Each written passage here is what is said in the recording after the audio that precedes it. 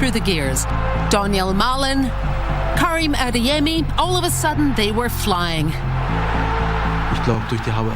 You get something back for all the hard work, and then maybe you find yourself on this kind of run.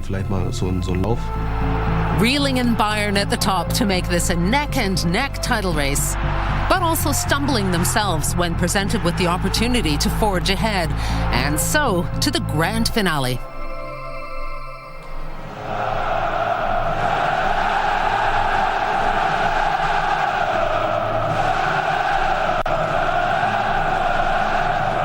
An 11-year wait for this day. One more win to be champions of Germany. Heartbreak at the death for Dortmund. It was not to be. A stadium fell silent. But then this. I can promise you that, I don't know, is it tomorrow, is it next week, but at least from the beginning of July, we know that we are only 34 match days away to make it happen again. Borussia Dortmund, true love through thick and thin.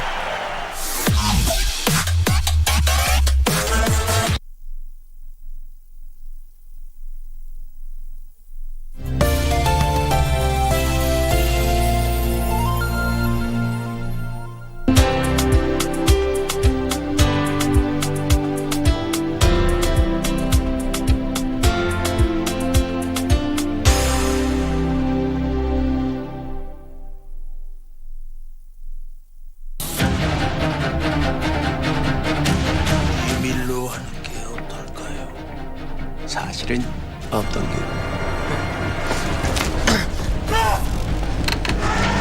진짜 모릅니다, 사장님. 정말이에요.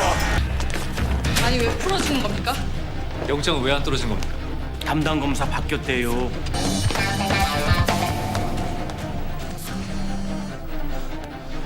심장파. Sasa unaweza kupokea stesheni ya KBC Eastern Service kwa njia iliyomurwa baada ya KBC kuboresha na kuwekeza mitambo mipya ya kisasa ya kupeperusha matangazo. Pata matangazo kwa lugha ya Burji kila siku kuanzia saa 11 asubuhi hadi saa 4 asubuhi. Rendile Service itakuwa hewani kuanzia saa 4 asubuhi hadi saa 9 jioni. Kisha matangazo kupitia lugha ya Kiborana itachukua usukani kuanzia saa 9 hadi saa 2 usiku. Kutufungia jamvi ni Turukana Service watakaopeperusha matangazo yao kuanzia saa 2 usiku hadi saa 6 usiku. KBC Eastern Service inapatikana Lodwar na maeneo yaliyo karibu kupitia 98.3 FM. Na kwa wasikilizaji wa Burji, Rendile na Borana waliomo Marsabit na maeneo jirani, KBC Eastern Service inapatikana kwa mita bendi 98.7 FM.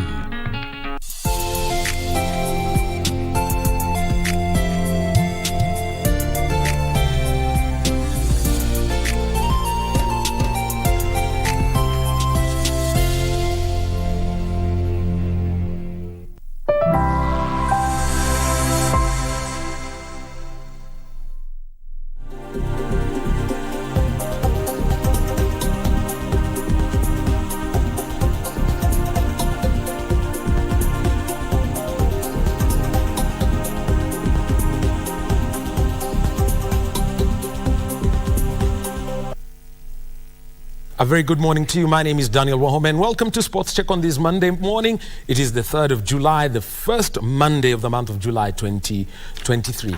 We're going to be having conversations around sports today, for sports to be particular. We'll start with boxing, we'll move on to golf, we'll move on to cricket and finish off with basketball. And in two of these conversations, we are talking about national teams that are on duty and they've got qualification processes to take part in. So look out for those conversations. But also, what is it that we are looking at today? There is a petition that was filed in the High Court, and this was challenging the appointment of the 50 chief administrative secretaries. That decision was to be made today in the High Court. It was to be made this morning at 9 a.m., but it has been postponed to 2:30 p.m. Our team at the court, Ben Troy Njoe and Ruth Wamboy, are going to be giving us the details of that. So 2:30 p.m. is the time for that decision to be made. Remember that the Public Service Commission had indicated that 23 are to be appointed, but eventually we saw 50 appointed.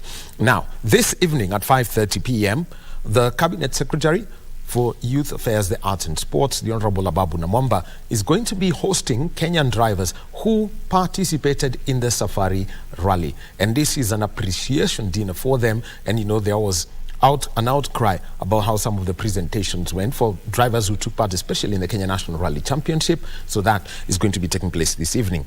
And also, today the Cabinet Secretary to the Treasury, Professor Jogona Ndungu, is going to be launching the 2022 Kenya Demographic and Health Survey main report at the Kenyatta International Convention Center. So that is what has been lined up for today. And remember that to get in touch with us, just get onto our Twitter handle. It's at KBC Channel 1. Mine is at Mr. Wahome. The hashtag is SportsCheck.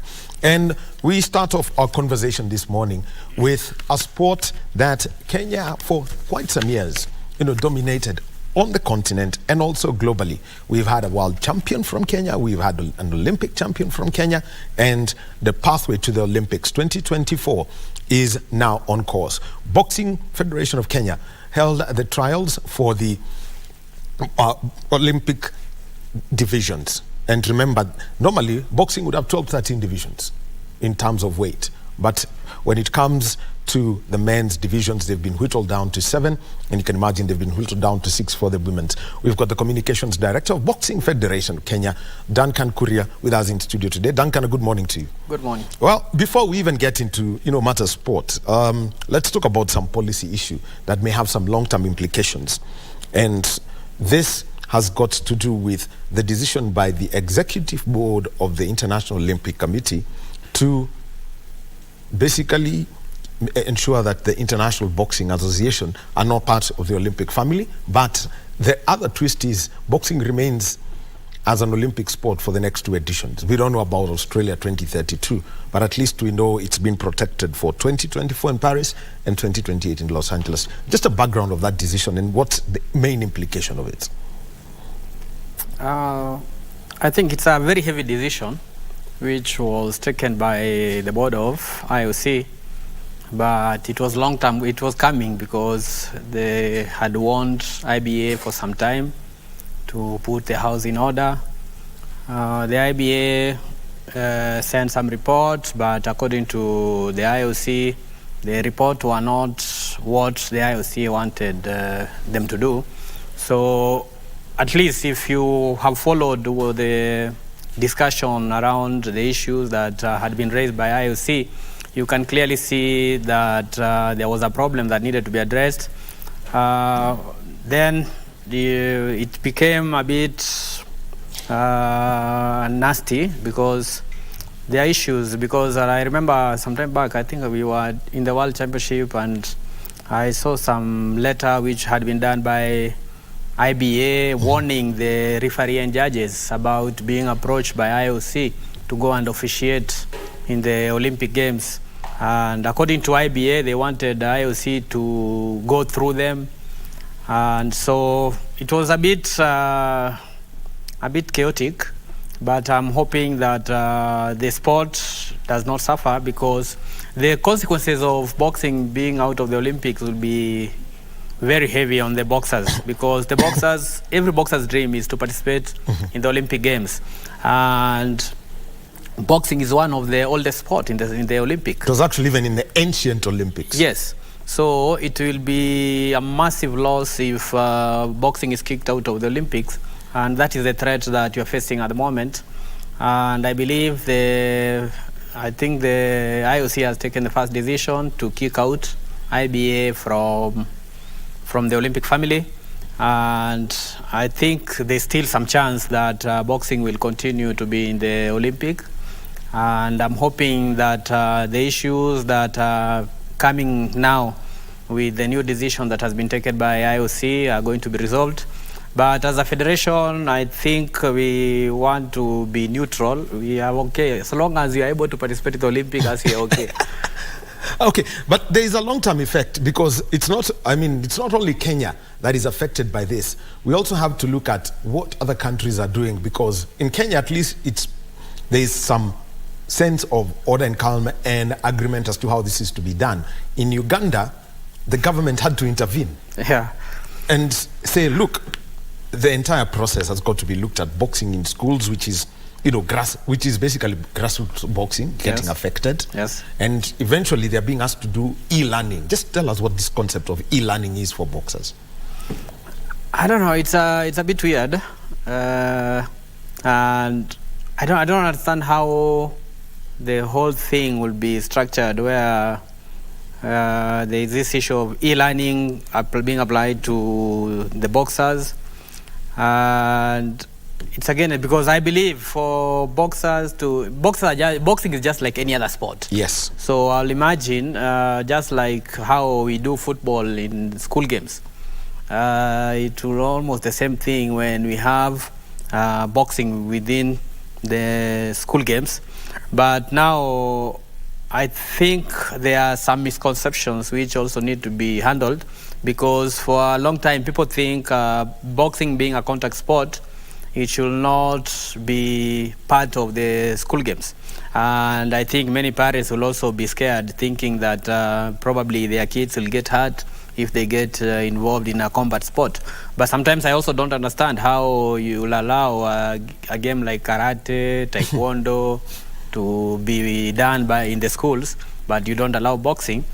So I think it's a policy issue that also needs to be handled soberly by the federation and the association that is in charge of sports within schools, so that we can find a balance. Because I believe a young kid is able to handle both sports and academics, and it's very important for us now to also ensure that we encourage our youngsters to be serious in terms of academic, because at the moment, even the forces teams which used to employ people based on talent are no longer doing that. They also want they want you to produce a Form 4 certificate to show that you have really been to class. And I believe now where the world is going, people really have to have papers for you to be employable. And I believe that's something as all federations should be trying to ensure that you encourage young ones to focus both in academics and talent. And that way they'll be able to become better persons, and it's how they'll be able to cope in this world of www.com. It's digital platform all over. And if you are not able to use the digital platforms, then you will be somehow considered analog or outdated. It will be very difficult for anyone, because even the kind of technology that's being used in sport, at the moment is mind-boggling. Duncan, over the Friday, Saturday, basically last week, going into the weekend, the federation held the trials. Yes. And this was for qualifiers for actually to select a team that is to go for the qualifiers for the Olympics. Yes. First of all, just an overall outlook of how you saw the competition, because there was one light out moment that shocked everyone. Yeah, the trials were very competitive. I think the turnout was very huge, and I think there is a lot of room for improvement, because I think congesting the tournament within 3 days was a big tactic for us because of the numbers that showed up. But I believe in terms of the quality of bouts, there was everything you'll expect. There were upsets, major upsets. There are new talents that we saw. We saw some old guys also maintaining their position as being the top dogs in their weight categories. And it was a bit also strange for them, because this is the first time that we are doing only the Olympic weights. Like you clearly said when you are doing introduction, the Olympic weights are 7. The IBA weights are 13. So they've been 13 being condensed to 7. It means there are people who are having to move weights to new weights which they have never competed in. For instance, the case you mentioned about lights going out. the knockout on Okongo. It was a knockout on Okongo. Okongo has been the middleweight champion for the last about 6 years. He has not been defeated locally. But this time he had to move from middleweight to light heavyweight, because middleweight is not in the Olympics. So this time round, if you are a middleweight, you have to choose either to go to light middleweight maybe for someone to understand, middleweight is 75 kgs. Yes. And the next weight category is either you go to 71, which is light middleweight, or you go to 80, which is light heavyweight. So he decided to go to light heavyweight, which the guys there are much heavier. So you'll imagine if you're going up, the people you're going to meet there are stronger than you, because that is their stronghold. So I think, but he had boxed very well in the first minute of that bout. He was on top. But he got caught by Thunder's right punch, and he went down. He struggled to come up. The referee, I think also the referee was shocked, because the referee knows the boxer, and sometimes there's a risk when you know somebody is a champ, and then the champion has been caught, has gone down. Then when you are counting, it's like you are not believing this person will not be able to beat the count. So you I can't could imagine see, Mayweather on a canvas. Yes, and then now he's tried to come up. Then when he got up from the canvas, again he staggered to the corner. Around that time, the referee should have just waved end of the fight, but the referee was still counting.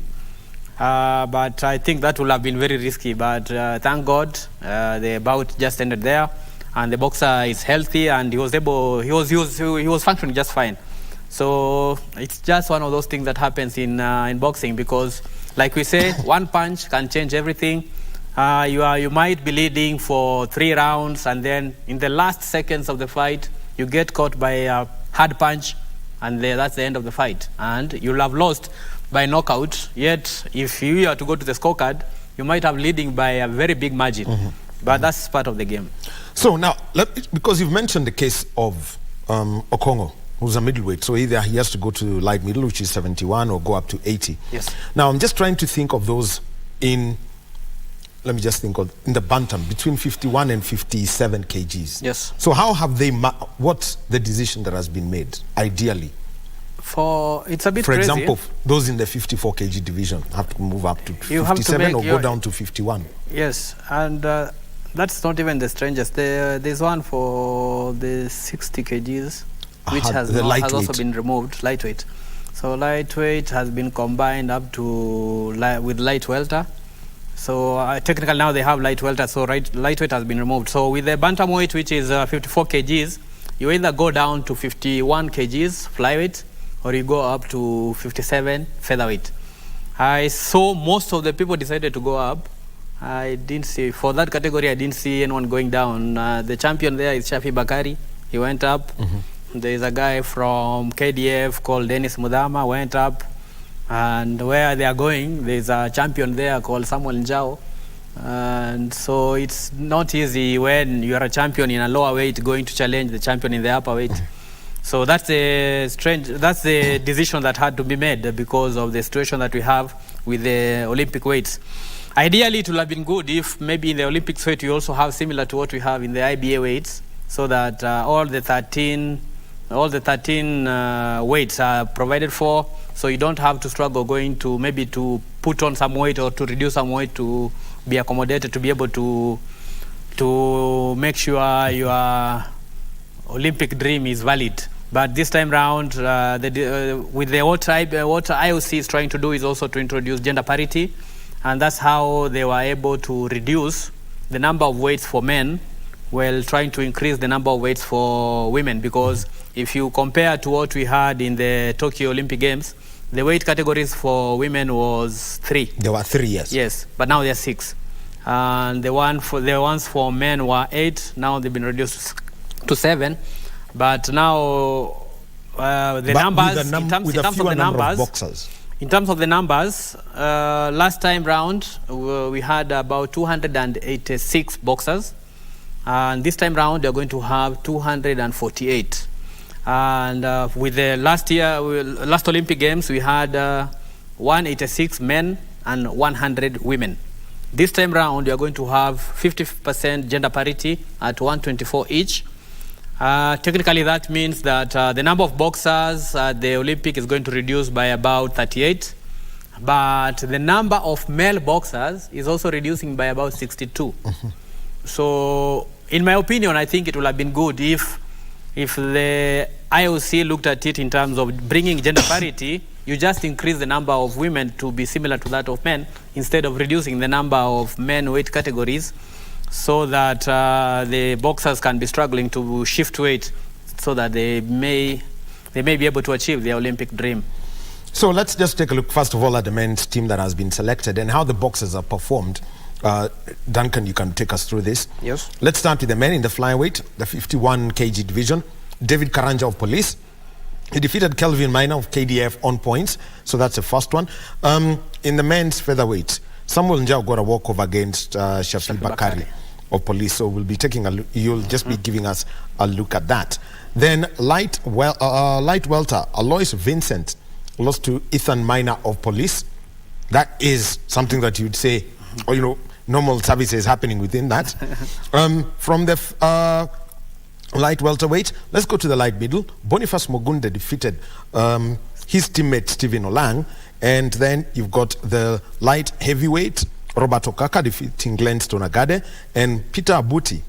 Now, this was, you know, everyone was asking what happened. Defeating Hezron Maganga. Yes. And then Fred Ramogi winning the super heavy. Just take us through that.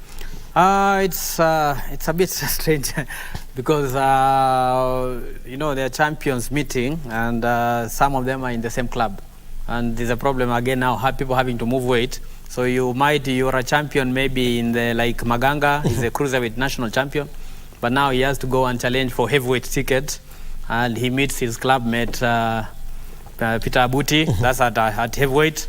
Maganga is very experienced, has been to the last 2 World Championships. He performed very well in the last World Championship where he progressed to the round of 16, which was commendable, though we thought there was a problem with him because he decided to change ring boots in the crucial bout when he was supposed to challenge and go to the quarters. And the ring boots that he wore that day were slippery, so we don't understand why he did that. But he's a very good boxer, very experienced, and unfortunately he met his clubmate who know him better and much heavier, and he lost on points. For Ramogi at that super heavyweight, Ramogi has been a national champion. Remember, he's the 2019 Africa Games bronze medalist.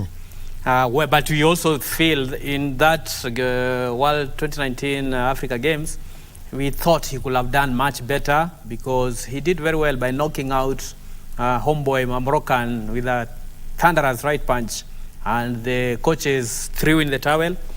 And when we were fighting, he fought against Congolese, and we thought that was a fight that he could have easily won. And we could see the coaches from Congo, you know, they were scared because of what Ramogi had done in the first fight. But then I don't know how, somehow he just let that fight slip. And I could see even at some point the coach slapped him when he came to for a breather. The coach was not happy. He was not putting an effort to win the fight. So, but I believe Ramogi with his physique, he has a very good body. He has skill. He has everything. But sometimes it's the heart that maybe lets him down. But we are hoping that he's going to improve and go and win this ticket for the Olympics. For flyweight, David Karanja versus Kelvin Minor, it was a very tough fight. It would have gone either way. Karanja has gained a lot of experience. He's a very bright prospect at the flyweight. Remember, he's the Africa Zone 3 flyweight champion. He performed very well at the World Championship. So I believe the experience that Karanja has attained being in the national team is what maybe helped him to be able to edge Kelvin Minor. But Kelvin Minor gave a tremendous performance during the trials. For the featherweight, Samuel Njau versus Shafi, it was a walkover. And this happened. Shafi got a card in the semi-final. And the semi-final happened the same day. We had a problem with the number of bouts because on day 2, we had 68 bouts. So some of the semi-final, about 6 of them, happened during the day of the final. And during the semi-final, Shafi Bakari was fighting against Dennis Mudama, and that's how he got a cut.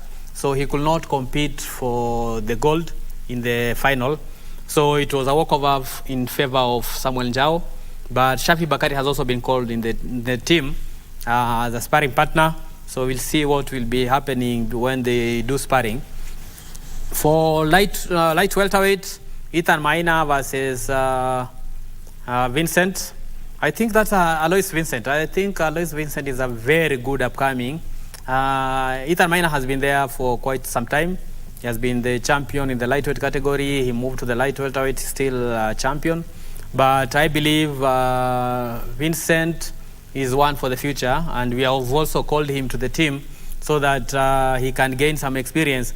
And remember also why we called a bit more people to the national team, the sparring partners, is because we are preparing both for the Olympic qualifier and the Africa Boxing Championship, which is supposed to happen from July 25th to August 6th. So we are hoping that if you are able to go for the Africa Championship, that will act as a good build-up for the Olympic qualifiers. In the light middleweight, Boniface Mugunde versus Steve Olang. I think for Olang, you will say it's like a curse that he's fighting this time when you have Boniface Mugunde. Mugunde is a national team captain, and he has grown so much. He's doing so well at the moment. And the two boxers are so good that it becomes a problem to choose. But Mugunde has been outstanding for some time, and he was able to edge the fight. But Olang is a serious good prospect. Unfortunately now for somebody like Olang, the next weight category from 71 is 66. No, it's 63. 63, yeah. So light welter. If you're having to move from 71 to 63, it's so much. So he could not move down. That's why he had just to stay there. But if we had a choice, this is where the coach now makes a decision where one goes down or one goes up. But now you see now when it comes to going up, it means now moving from 71 to 80. Again, that's a lot of weight, about 9 kgs. So it's not very healthy when you're fighting with somebody who is more than your weight category by about 10 kgs. So the person will definitely overpower you. They've got the power, they've got the speed. So that is what I can say in terms of those bouts. No, in the light heavyweight, we had Okaka. Okaka is a serious prospect that is coming up. He performed very well even in the World Championship, which was his international debut. But here he was able, he has improved a lot. I think working with Coach Musa in the national team has really helped him. He's somebody who has come from Jericho. And so far we think he's going to dominate that weight, although it will have been very interesting to see maybe Robert Okaka fighting against Okongo, who was knocked out. And then again now, the person who knocked Okongo was in the quarterfinal. He lost in the semi-final against a boxer, somebody called Agade from Nairobi. So I think because now Okongo has also been called in the team. So I think it will be a very good one when we see how Okongo performs against Okaka. And that way we'll be able to make a decision in terms of going to the Africa Boxing Championship. And we make sure that we get the best somebody who will go there and represent the country effectively and probably win a medal for Kenya. So now, let's move on to the women's team. Yes. And Christine Ongare. Yes. Ifitiman and Anwanjiro of Congo were on points. She's in the team. You've got Pauline Chege of KDF who lost to Angela Otieno, winning the ladies featherweight title. Frieza Nyango of KDF winning the ladies welterweight title. And then the women's middleweight, Elizabeth Andiego.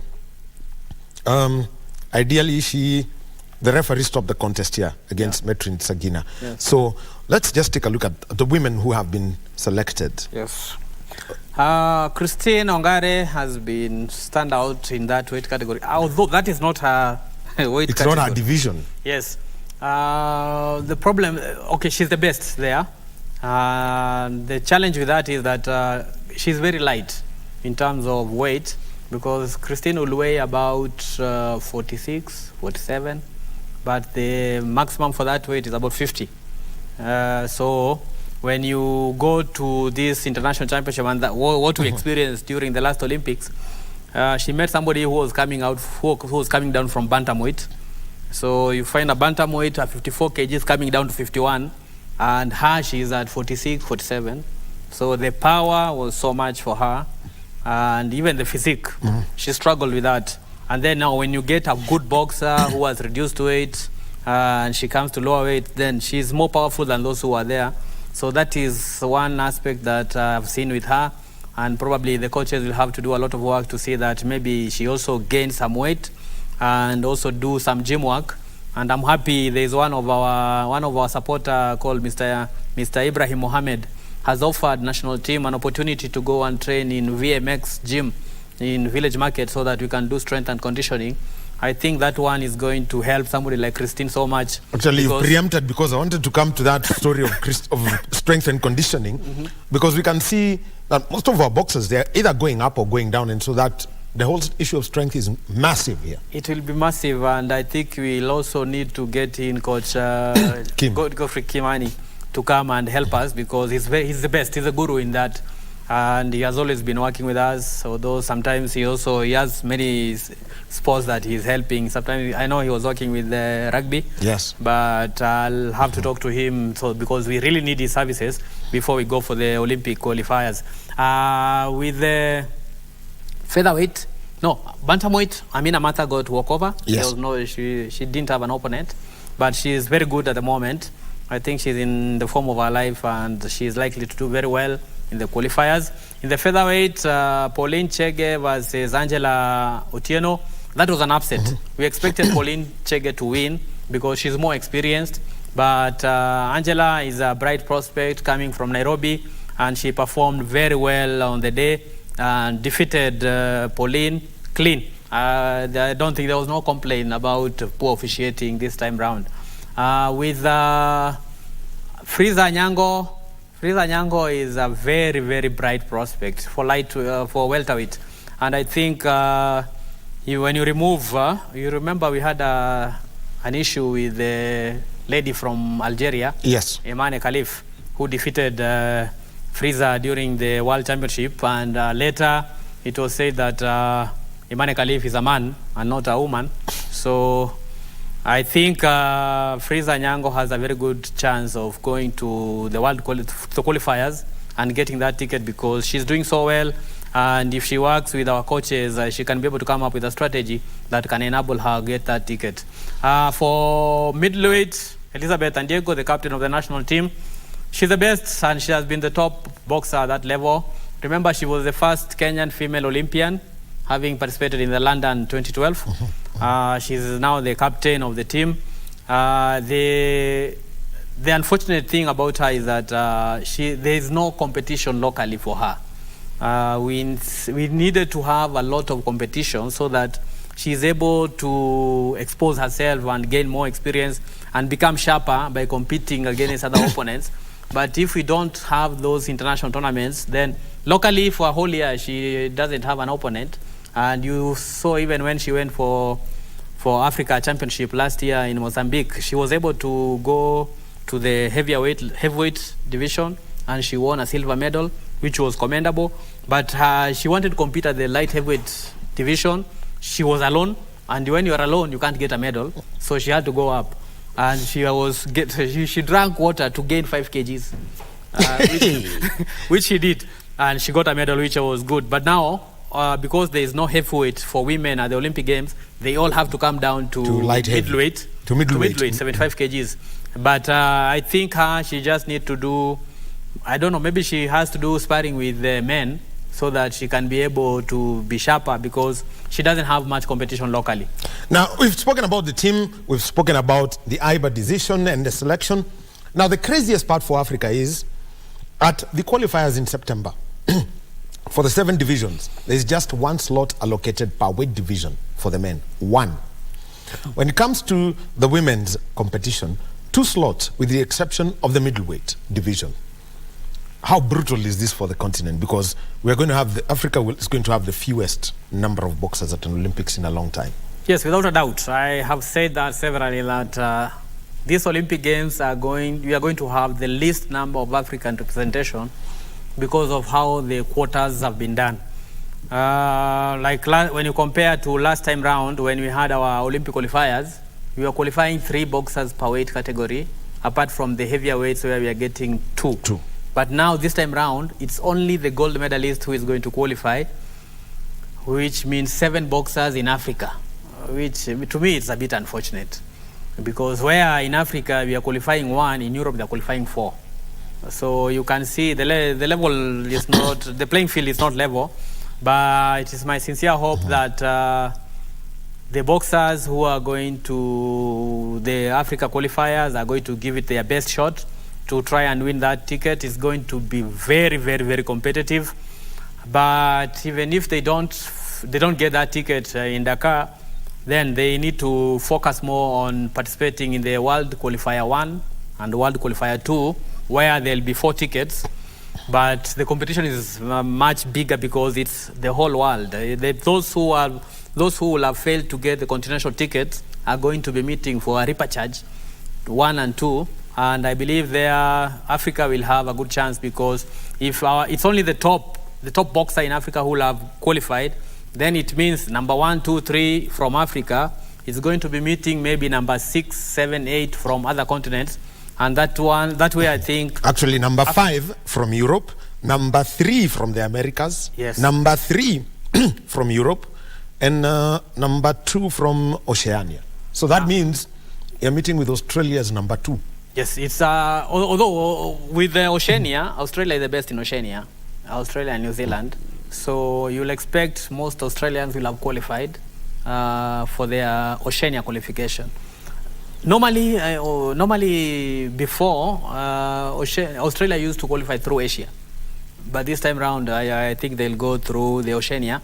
And I expect them to get those qualifications. But for Australians are not as tough. You know, Europeans are more serious in terms of competition. So when you are looking at where to meet, you know, you look at where the Cubans are, the Russians, you look at Kazakhstan, Uzbekistan, Brazil. Those are the top nations in terms of boxing at the moment.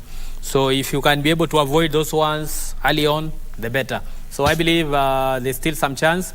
But in generally, I think Africa will not get very many tickets this time round compared to the numbers we had during the Tokyo Olympic Games. So Duncan, training camp, because you've got 2 major events. Yes. Cameroon is calling. Yes. And Yes, Cameroon is calling Yaoundé for the African Championships. And then after that, Dakar in September. Yes. 2 months apart. Yes. We are starting camp Wednesday this week. With we have about 24 boxers that we have called in camp, and we are hoping we are not so sure. You know, the problem is that Africa Boxing Championship has been postponed twice. So we are not sure even this third time it's going to happen. If it does, we are hoping that we can be able to go and take our team there and give a good exposure to our boxers as they prepare for the Olympic qualifier, because again, it's the same people that you are meeting during the Africa Championship are the same people you are likely to... Actually, they're the same people, you'll meet in Dakar. In the qualifier. So it's a good build-up so that you prepare. If you are able to beat them during the Africa Championship, then it gives you more confidence going into the Africa Olympic qualifiers. But it's our sincere hope that you are going to get good preparation for our boxers, because I believe preparation is just as important as the competition. If you don't prepare well, you are not able to compete as effectively as you should. And here, normally, if you don't get medals, you know the noise will be there, and it's so much. But it's also, as a federation, it's our aim to ensure that we take a good team to both championship and we perform well. In Africa, we've been ranking top 3 for some time, even when our standard are not maybe at the top as they used to be. But I believe we have a very good chance of going to the Africa Championship and the Olympic qualifiers and performing very well. Oh. Right, thank you very much. Duncan Kuria, he's the Communications Director at the Boxing Federation of Kenya, talking about qualification for the Paris Olympics. It's going to be brutal and tough, and the preparations must be meticulous, given that you have to go either up a division or down a division for you to compete, and those who've been selected, all the best in Dakar. And for the team that is going to Yaoundé for the African Championships, all the best. Thank you very much, Duncan. You're most welcome. All right, next we'll be taking a short break. We bring you an episode of The Ace featuring Cameroonian legend Roger Miller. And after that, let's talk about a club that started with browns and now it has greens and great fairways and a very challenging course. Celebrating 100 years is the Kiambu Golf Club. We'll be having Philip Ondieki, who's the chairman, coming up next.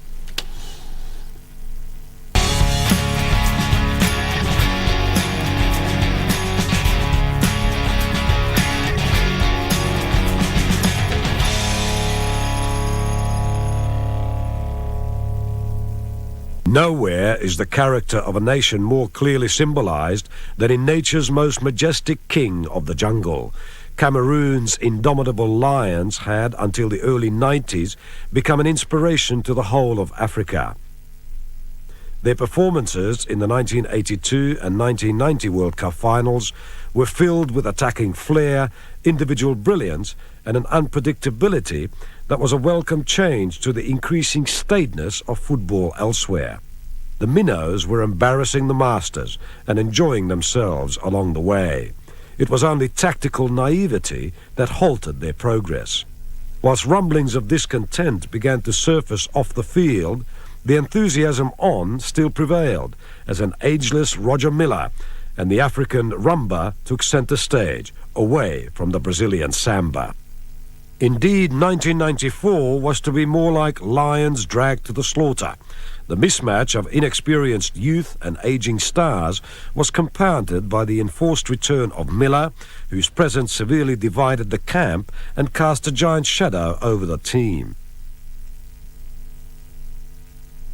Ill-prepared, devoid of any real tactics, and now in danger of embarrassing Africa, Miller's recall was a last resort by coach Henri Michel, desperate to inject some stability into the side.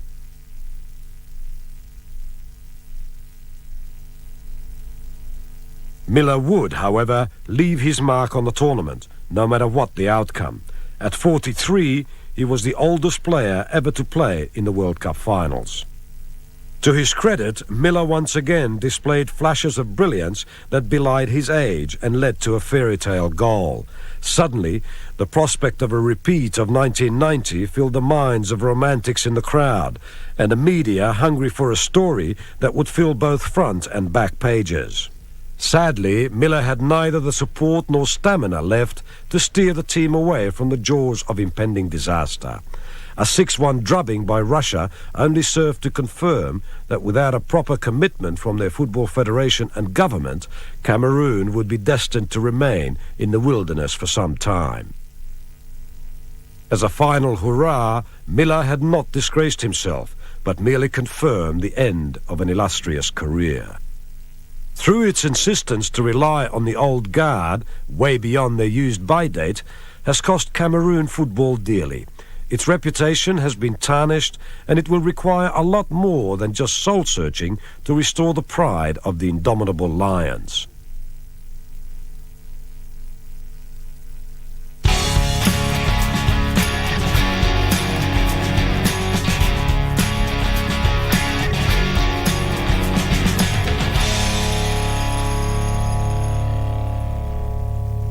That is the ace, and it featured Roger Miller, a man who really entertained the world at the 1990 World Cup in Italy, and also played in 1994 in the United States. He knows what it's like, to be a champion and play at the highest level. That's an episode of The Ace. We now continue with our conversation on Sports Check on this Monday morning, and we would take a look at a club that is the 5th oldest golf club in the country, and started off in 1916. It had 3 holes, but eventually it expanded to a 9-hole golf course. They had browns, they've changed greens, so there's a whole history to it, and they're celebrating 100 years. And Kiambu Golf Club Chairman Philip Ondieki is here with us. Chairman, welcome. Thank you, Mr. Wahome. So let's just start off with the whole centenary and the story of the club, because that's where we would start. Okay, thank you very much. Kiambu Golf Club is basically a sporting club whose main activity is golfing, but we also do other sporting activities. So a game of golf, to many, they are not very familiar with it, but it's becoming very popular. You are even encouraging juniors to join golf, and it's a sport like any other sport. All right. Yeah. Just the story of the club, going back 100 years. Yeah. Starting from the 3 browns. Okay, yeah. And now to the fairways and the greens that you have. Okay, Kiambu Club was started in 1916, and it was the white settlers. They were coffee farmers at that time. They were the original people who started the club.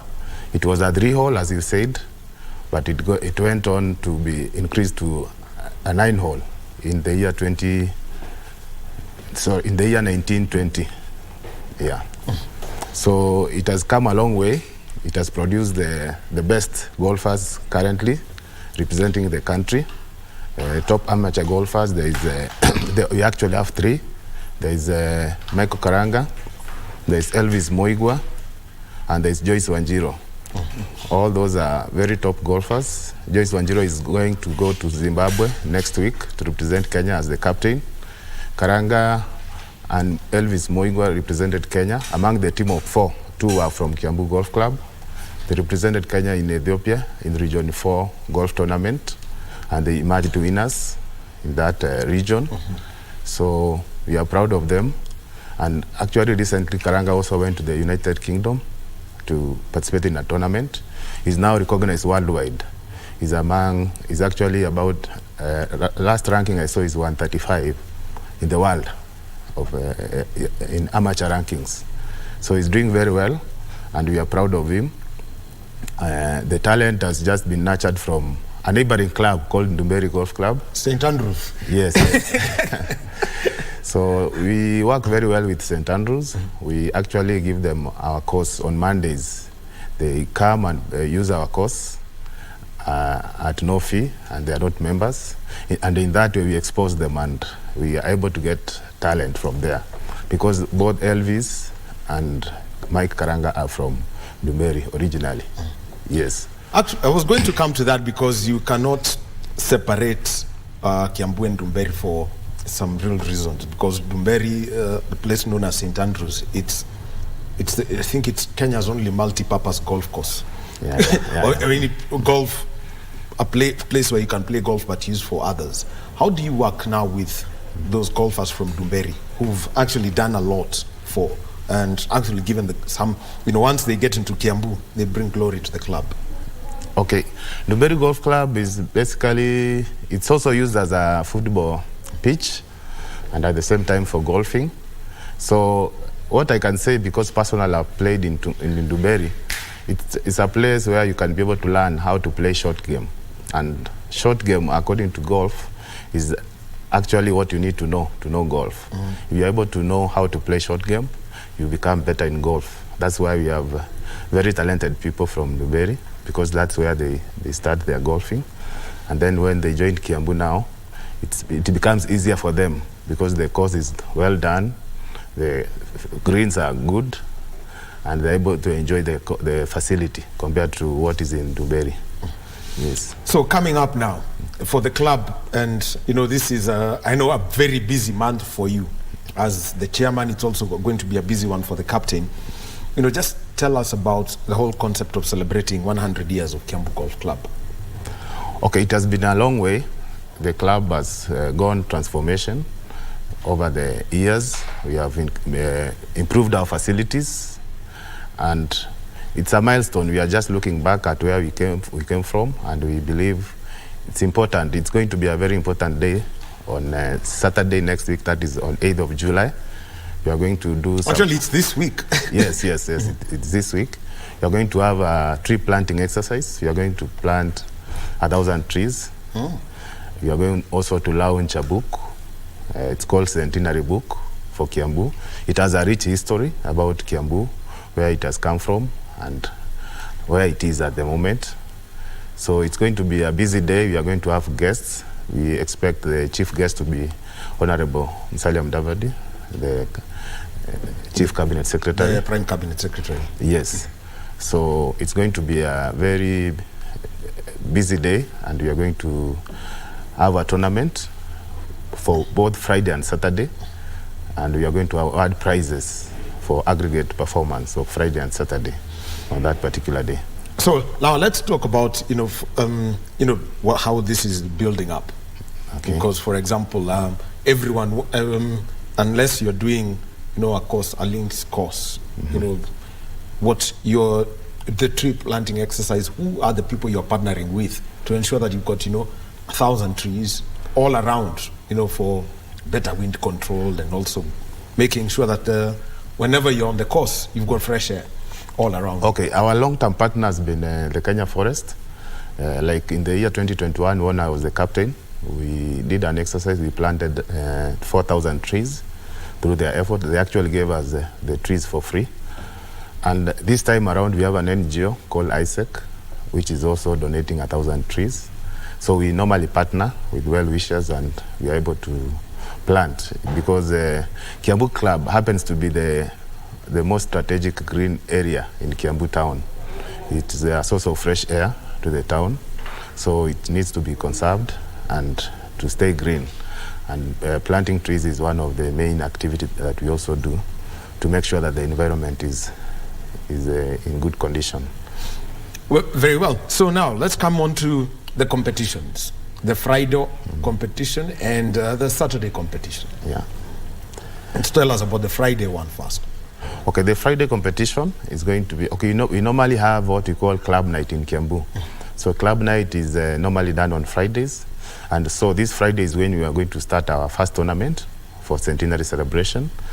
We are going to have it's going to be a bit unique. The prizes will be more compared to any other Friday, any other club night. We are going to have tournaments like the longest drive, somebody who can be able to hit the longest, nearest the pin. Those are additionals that are going to be there on Friday. We are also going to have a hole-in-one. There is going to be a car that is going to be won. It's being given by Windsor Motors. They are sponsoring the car. So it's at which hole? Of course, it's normally the par 3.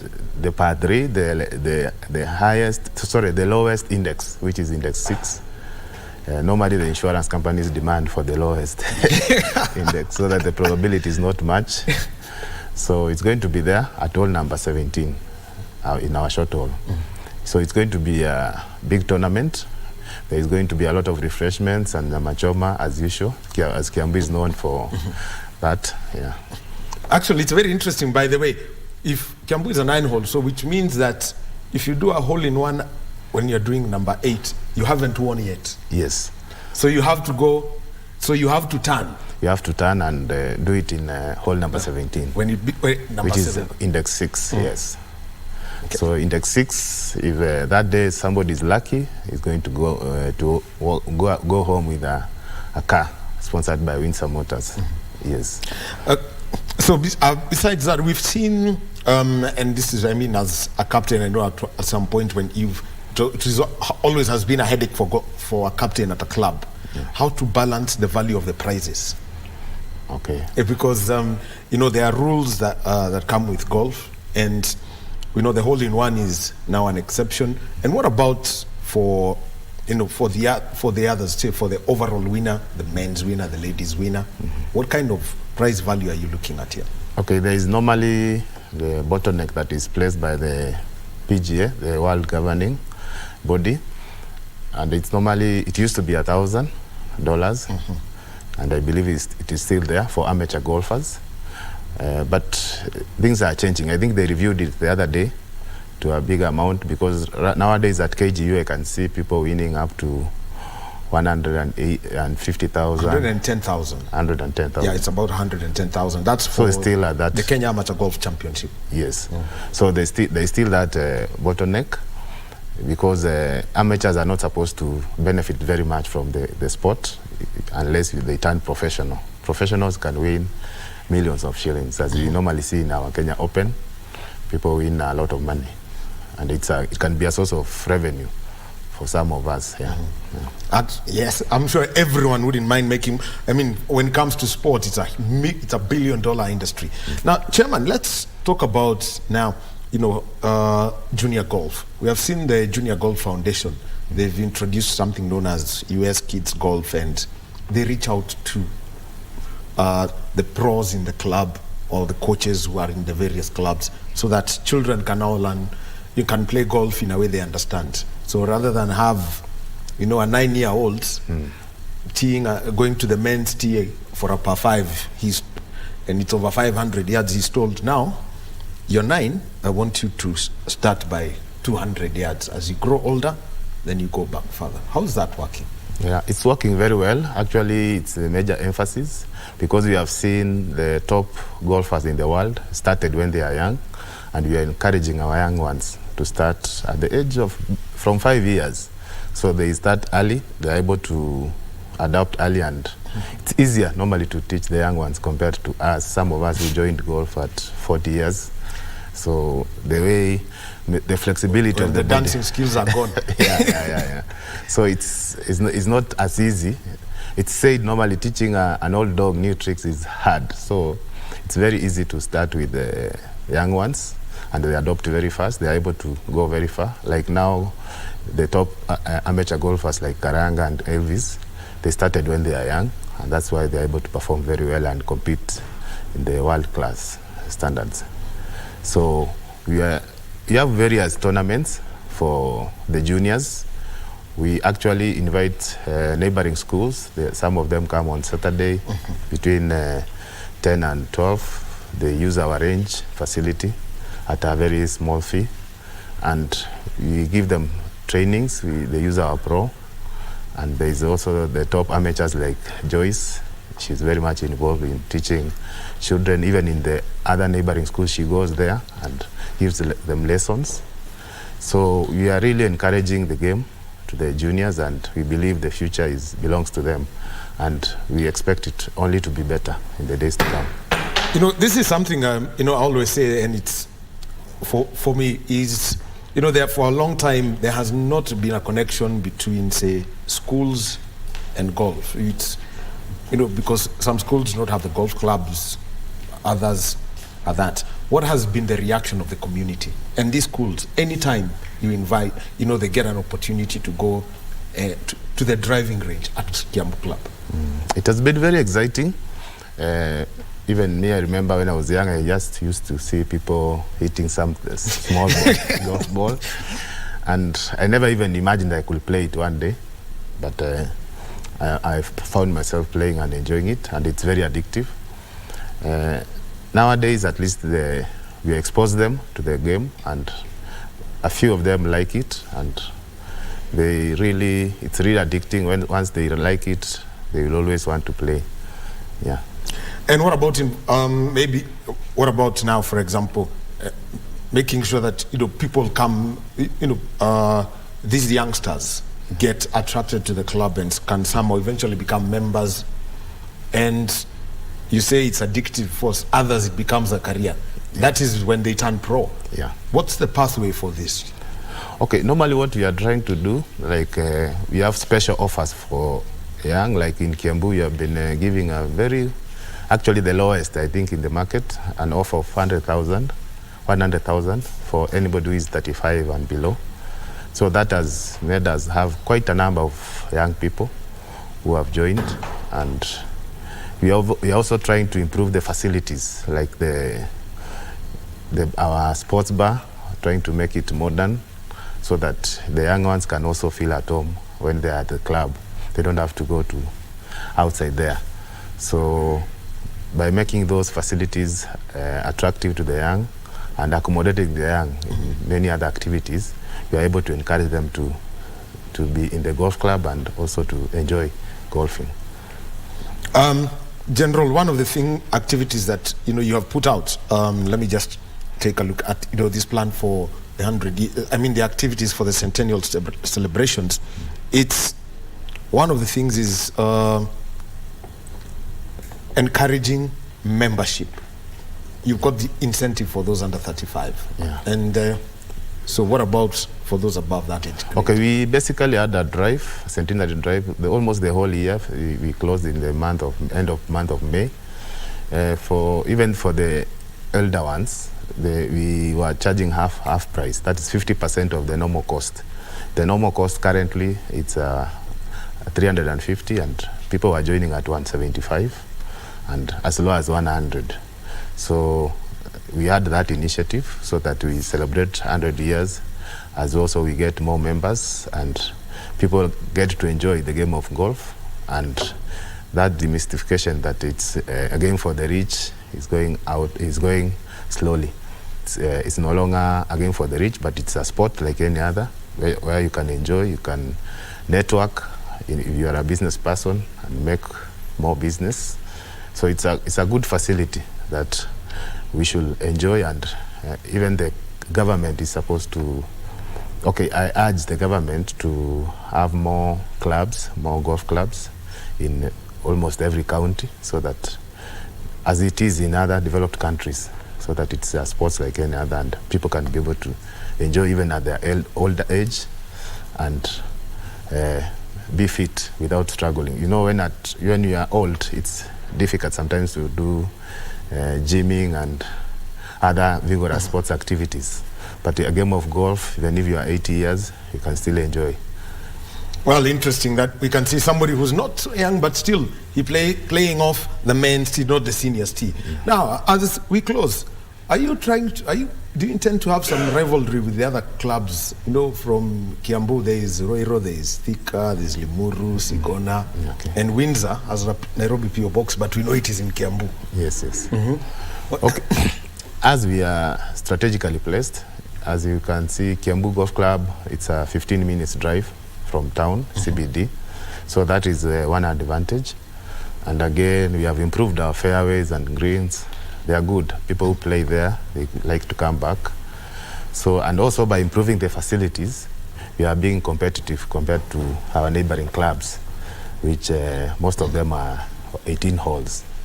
So we are competitive, and we have people who actually prefer Kiambu compared to other clubs. Yeah. All right, all the best. And as you celebrate the centennial, we'll keep in touch, and we hope that the Prime Cabinet Secretary does come, and like you've mentioned, nyamachoma kwa wingi. And a good round of golf. Remember that at hole number 17, hole in one. By the way, whoever does a hole in one, besides winning the car, I hear they have to... Yeah, they have to buy a round of a round of drinks. So you must make sure that your insurance is active, so that you can claim. You can be refunded up to, most insurance companies, they are covering up to 50,000 Kenya shillings. So you can buy around a drink to everyone who is in that tournament, and you can be refunded by the insurance company. If you are not insured, then utauza gari. But at least your name will also appear in the list. We normally have a roll of honor. Yes. The name will appear there forever. It will be there at the date you got the hole in one. It's not something that is easy to achieve. Most people play and retire without achieving that. All right. Thank you very much, Philip Ondieki, who is the chairman of Kiambu Golf Club, celebrating 100 years. This is a club that has got the current top amateur, Michael Karanga, and also the top lady golfer. So all representing the country.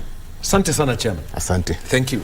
Well, we'll be taking a short break, and when we come back, you know, we've got a national team that is headed to Luanda, not the one after Maseno, but Luanda, Angola, and this is for African, you know, the second year of continental basketball for the men's championship. So hold out for that after this short break.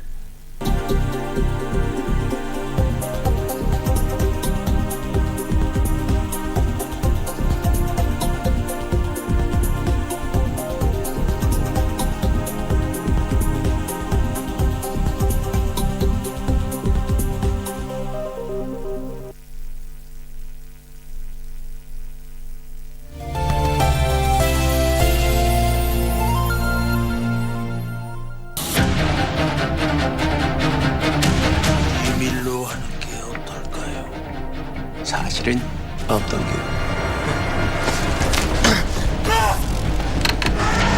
진짜 모릅니다, 사장님. 정말이에요. 아니 왜 풀어주는 겁니까? 영장은 왜 안 떨어진 겁니까? 담당 검사 바뀌었대요.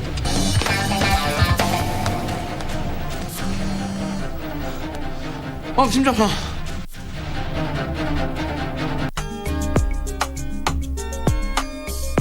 Kesho ukija ndakupatia. Na mama unitumie kale kana unafungua ni hivi. Kana nyumbani. Ni matofe. Okay. Sasa tuweke ole. Kisadoro. Anakuja ole. Ole ndoro. Wewe yake wewe. Sasa wewe hata sura yako anaweza tongoseka kweli. Wewe ni mtu mzuri lakini watu wako huko ndani masia. Hapana siwezi kuendelea. Naomba kwa niaba yake makosa mtu kama ule mwingine. Sawa wapi? Utope. Unajua siku moja utang'oa mtu scapula na hii vimpo yako. Atataka kuchua hata kama itagotoa small intestine.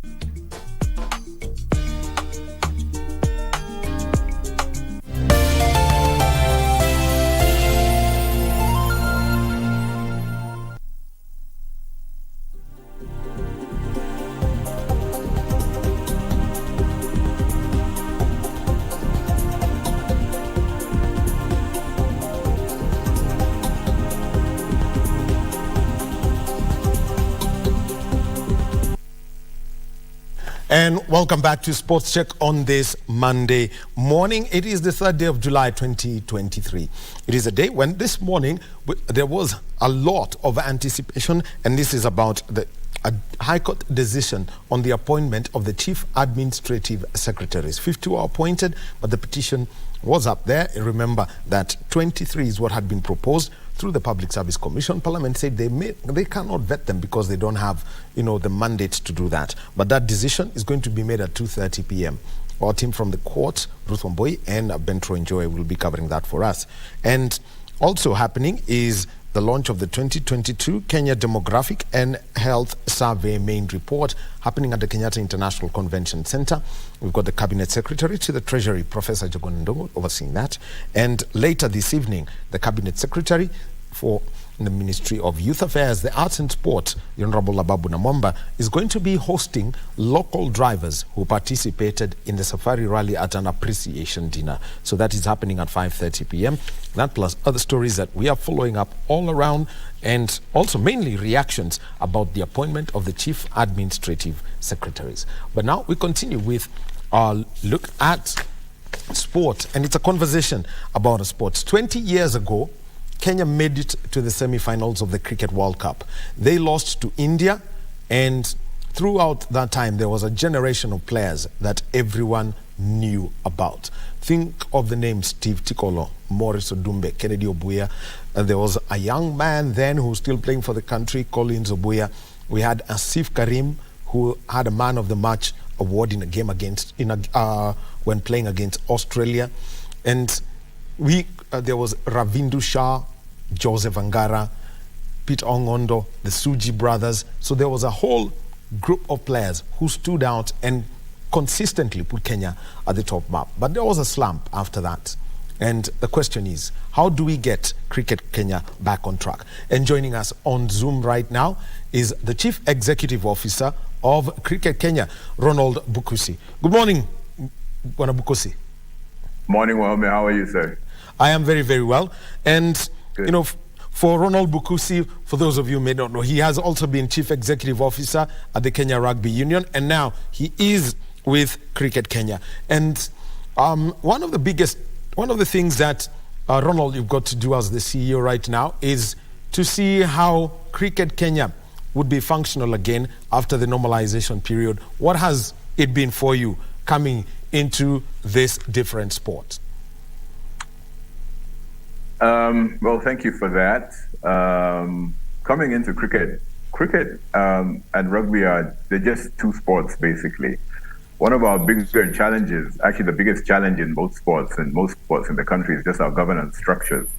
Once we can get that in place, if we can put that in place, then life becomes a lot easier because we are able to work with a structure that works for us. Your intro was really exciting. 20 plus years ago, we played in the World Cup. And a lot of those fine gentlemen are still involved in the game at some level. My own development director is a fine man called Thomas Odoyo. He's been to 5 World Cups and is really excited about how to get the sport back on track once again.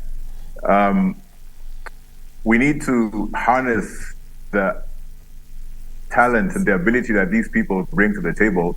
Yet at the same time, we've got to kill that ghost. We've got to kill the ghost of 20 years ago and accept that we are living today We have to start rebuilding again today from scratch. And that's a big challenge for all of us. So let's now actually talk about this building from scratch. Anytime a federation comes off normalization, one of the things is that the global federation will want to give a checklist of things that must be done so that they can release funding mainly for development and also office operations. Just what has been that journey that has seen the International Cricket Council now release funding for Kenya that had been withheld for a very long time, and you can now have a place where you can set up a secretariat? The Normalization Committee did its very best in order to bring us back to where we were, and they worked hand in hand with the International Cricket Council, who had various criteria that we have to achieve to be able to receive funding and the support that we require. We're still under that very same mandate, so to speak.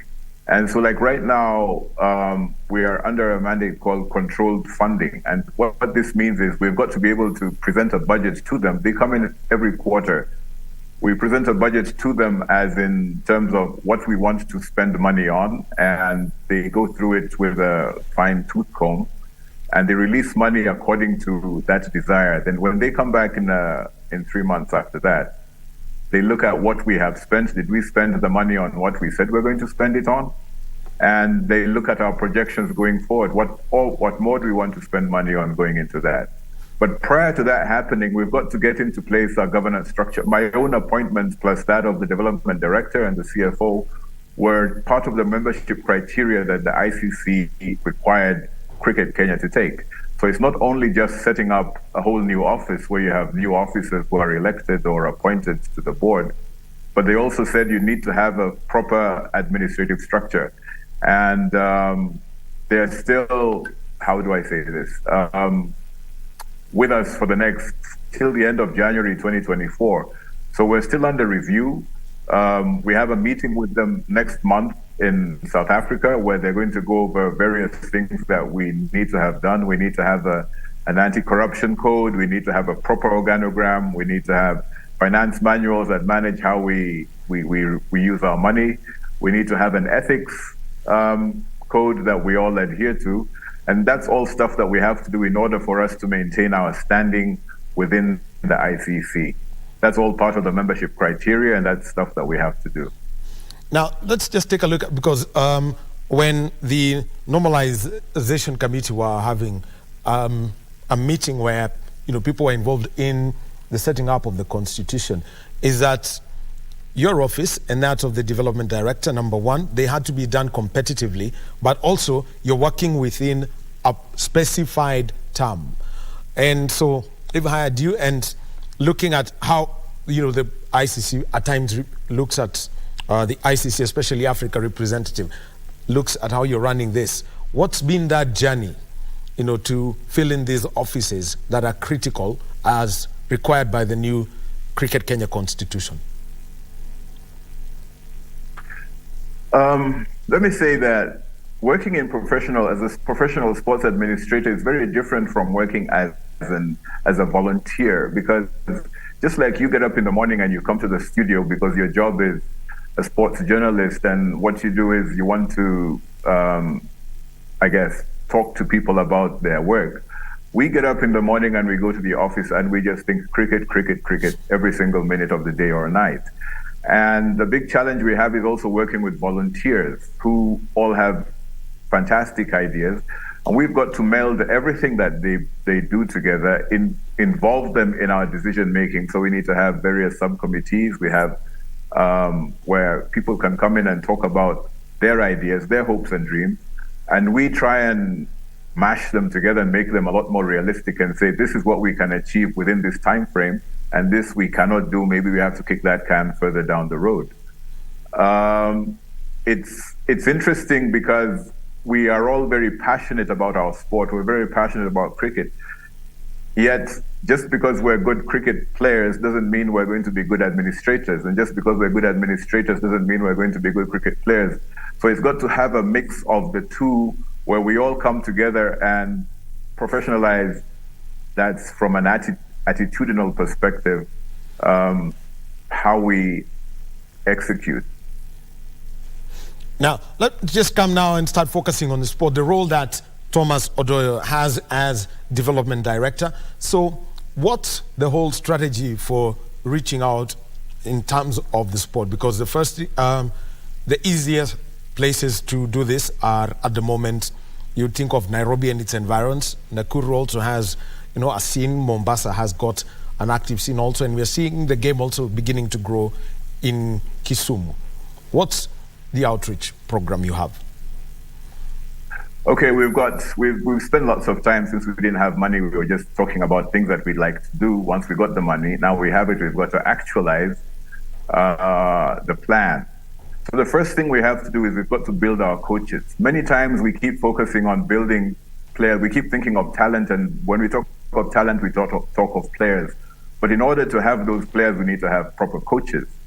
So we're going to have to recruit within the next couple of weeks a number of coaches whom we had already before, but for various reasons we had to let go, and now we need to start the program all over again. We need to get our coaches together. We need to empower them and train them to be the best they possibly can. These guys then go out and be our representatives on the ground in the various regions that we have. And then they work with schools, they set up hubs, cricket hubs all over the place. Cricket could be an expensive sport, and depending on when you started, either you're playing hardball cricket or you're playing softball cricket for beginners, try and get as many people involved as possible. Once we do that, hopefully we can also attract teachers to come into play. So we're going to look at engaging the Kenya Primary School Sports Association as well as the Kenya Secondary School Sports Association. See if that cricket can become a part of their sports curriculum when they go out to do PE or any sport activity. See if those guys can grow in. And then from that, we move into developing competitions within themselves in and around the various regions. They don't have to be centered around Nairobi, but they play each other out in the country wherever they are. And hopefully we can then start building a national tournament where we have people progressing from the zonal levels out in the counties and coming out to play at a national level with their various schools. Once you do that, then we've also got to look for a place for them to go and play once they leave school. So we've got to try and see how best we can get clubs formed out in the counties. We will need facilities that they can play at. We'll need equipment that they can use. All that is basically a long-term plan. But it's baby steps from the beginning. First, let's get the coaches set, and then we can go back into the schools and revive whatever programs we have. Well, the coaching part is one. The other one is officiating, umpiring. I know Kenya has had great umpires. We can talk about Subhash Modi at the moment. We've got David Odhiambo. We've also seen now that Lydia Kaparo has started umpiring. And we're seeing more former players getting into this. What's the partnership with the International Cricket Council to develop officiating? Because that's another critical part of the game. A very critical part of what we have. And right now, at this moment, as I speak to you, we have two people who are attending a International Cricket Council umpiring course in Zimbabwe, and that's David Odhiambo and Margaret Ngoche. Who are from the Kenya Umpires Association. The one thing we need to do is to train umpires, many more that we have, to bring them out to be able to manage the game across the spectrum of the country. They're really important. We try and involve them in all the activities that we get involved that we do, and hopefully it'll grow.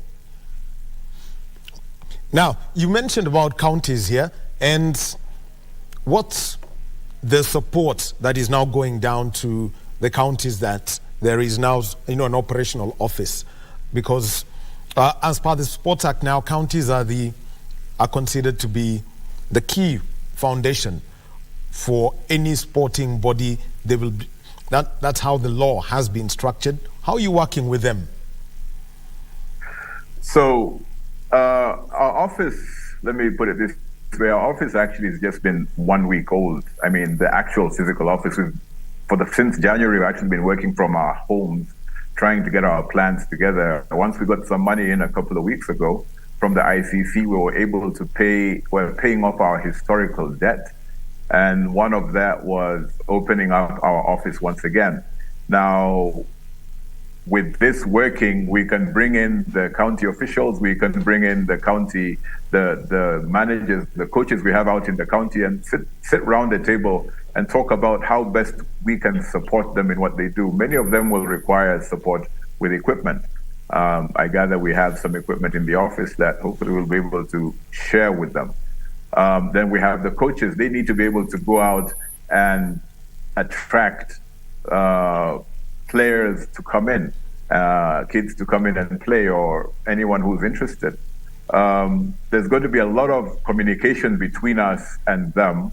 Try and get them support from their various county governments. There's a request that came in the other day from one of the coaches in, I believe it was Murang'a County, who wants to get support from the county government in Murang'a to help them make a certain trip. So we hopefully can try and run interference from them for them and try and get help them get the support that they require. Because as a national office, we can't feed everybody, but if we can help people understand that, sometimes it might be easier to get some sponsorship where you are, which is more relevant to you as opposed to a national outlook. We just have to think differently in how we approach potential partners and sponsors for support. The other one that I would like to bring up, and especially when it comes to the counties, is getting grounds. Cricket is, with the exception probably of a few schools that historically have had cricket grounds, it's domiciled in what we call private members clubs. What's the approach to see that we have got more public grounds? And, in counties where it's coming up, think of Murang'a, think of Homa Bay, think of Siaya, Kakamega. You could have, Kiambu may feed off Nairobi, but ensuring that this grows. And that's a challenge that we face across the board. We would need to approach the various county governments, see if we can get some public ground, even if it's used for other sports as well. If I use Uganda as an example, they have a public ground, so many people play there, but there are different sports that are played at the various stadia that they have in Kampala or I believe it's Entebbe, Jinja, as well. We would need to find get the county governments or schools or various institutions, if they have these facilities, to open them up to us. Sport has got to grow and become more public so that it's a much more public participation thing as opposed to a private enterprise. And that will involve a lot of talking one to another, and either party needs to be able to see what they will benefit from such a partnership. That's the best that we can do right now. Now come to something else, and this is from the players' perspective. We had the Continent Cup, Africa T20, hosted in Kenya, first event Kenya hosted from the 7 years. What's been, the reaction of the board from having hosted this event, and some of, for the entire Cricket Kenya fraternity, hosting this event and seeing how to get the people back inside the grounds? Yeah, that was a real heartbreaker. We lost to Uganda by one run, I think in the last 20 seconds of the game or something like that. One thing that comes out of that is that we need to play more cricket. We haven't had too much cricket going on over the last 6-7 years because of the various challenges that we have had. And now hopefully we're over that hump, so we need to play many more games. And with that in mind, we have various tournaments planned for us. So we're looking at going into Rwanda to the East African T20 series in October, in August. Just before that, there's the Africa Cricket Association qualifier, which is in Durban in South Africa. It happens, I think, a week before we go into Rwanda. We do that one, we play that one as well. And this is for the men's team that I'm talking about. And then in November, we have a touring side that's coming into play as from the UK. And then straight after that, we go into Namibia to go and play a qualifier, World Cup qualifier against these different other countries. And looking into February next year, we have a touring team coming in once again from the UK. We need to get many more people coming into play. For the women, they've just come out of the tournament in Rwanda. They're going to start preparing very shortly for another tournament in Durban, I believe, Botswana, sorry, an ICC qualifier. Should they qualify there, then they'll play again in in December in Kampala. Our under-19s right now, who are basically, that's our male under-19s who are basically trying to want to join the national team. Hopefully this week we'll be going for a high-performance training camp in India, courtesy of the Sports Fund, and we're very grateful for that support. And then they come back and go to Dar es Salaam and play a World Cup qualifier against other African countries. Should they qualify there, should they win that tournament, then we get into the World Cup proper, I believe, early next year. So what we need to do is play a lot more cricket, but also more importantly is we've got to build our base so that we don't suffer from, if we have, you mentioned the great Collins of Buya at the beginning of of this segment here, but we don't want to be in a situation where he decides he's had enough or he's retiring and he's moving on, and then we have another 5, 6, 7 years to look for someone else who can fill his shoes. So we've got to have people on the conveyor belt waiting to step in, or actually pushing him and telling him, we're coming, so you better style up or that's it. So the more cricket we play, the better we become. And the better we become, then hopefully we can start getting back to where we used to be. And maybe we can revive that ghost once again. But right now, that ghost needs to be put to bed. So basically the message coming in from the CEO here is forget 2003, we're in 2023. The house is down, we're getting the foundation right, and so let's not think about the roof. And as we come to a close, I know governance is a very big thing because every 3 months the International Cricket Council has to come in, meet with the Cricket Kenya board. Just give us a general SWOT analysis of how this is going to go for the next 6 months, even as the funding comes, as everyone looks at how the sport is going to be rebuilt. First, with the entire governance structure being set up, reaching out to the counties, and eventually having, activities and people paying at the gates again. I think, in a sense, you got it backwards because the funding depends on the governance. It's not the governance depending on the funding. So we've got to get our governance right first. We've got to get our structures right, have proper meetings, have proper procedures in how we do things. We need to stick to our constitution as best as we possibly can. We need to engage the stakeholders. That's a bit of an overused word, but really, we need to get people who are interested in sports, in the sport once again, coming and contributing. All of us need to be part of it. Now, we all have different passions and different focuses, but the one thing that's overriding everything all is the passion that we have for cricket. It's the passion that we have for cricket. And we've got to make it work. We've got to be able to listen one to another, listen to what our different views are, and then chart out a way forward for all of us. Once this happens and we have the various codes and the various charters that are necessary for us to succeed, then the sponsors, partners, international cricket body, the Kenya government will come in and say, we think that you're a worthy enterprise. We'd like to work with you on what you want to achieve. So much as we're doing what we're doing, we're looking outside for support. We've got to build ourselves from within as well. Thank you very much, Ronald Bukusi. Oh yeah, just a quick one. What kind of support do you see yourself getting from the board that was elected in February 2022? It's a fantastic board. It's very feisty. We sit and have really interesting discussions, but we're all very passionate about how best we can build cricket within the country. That's what everybody wants at the end of the day. And my task is to try and bring all these different ideas together and have everyone on board at the same time.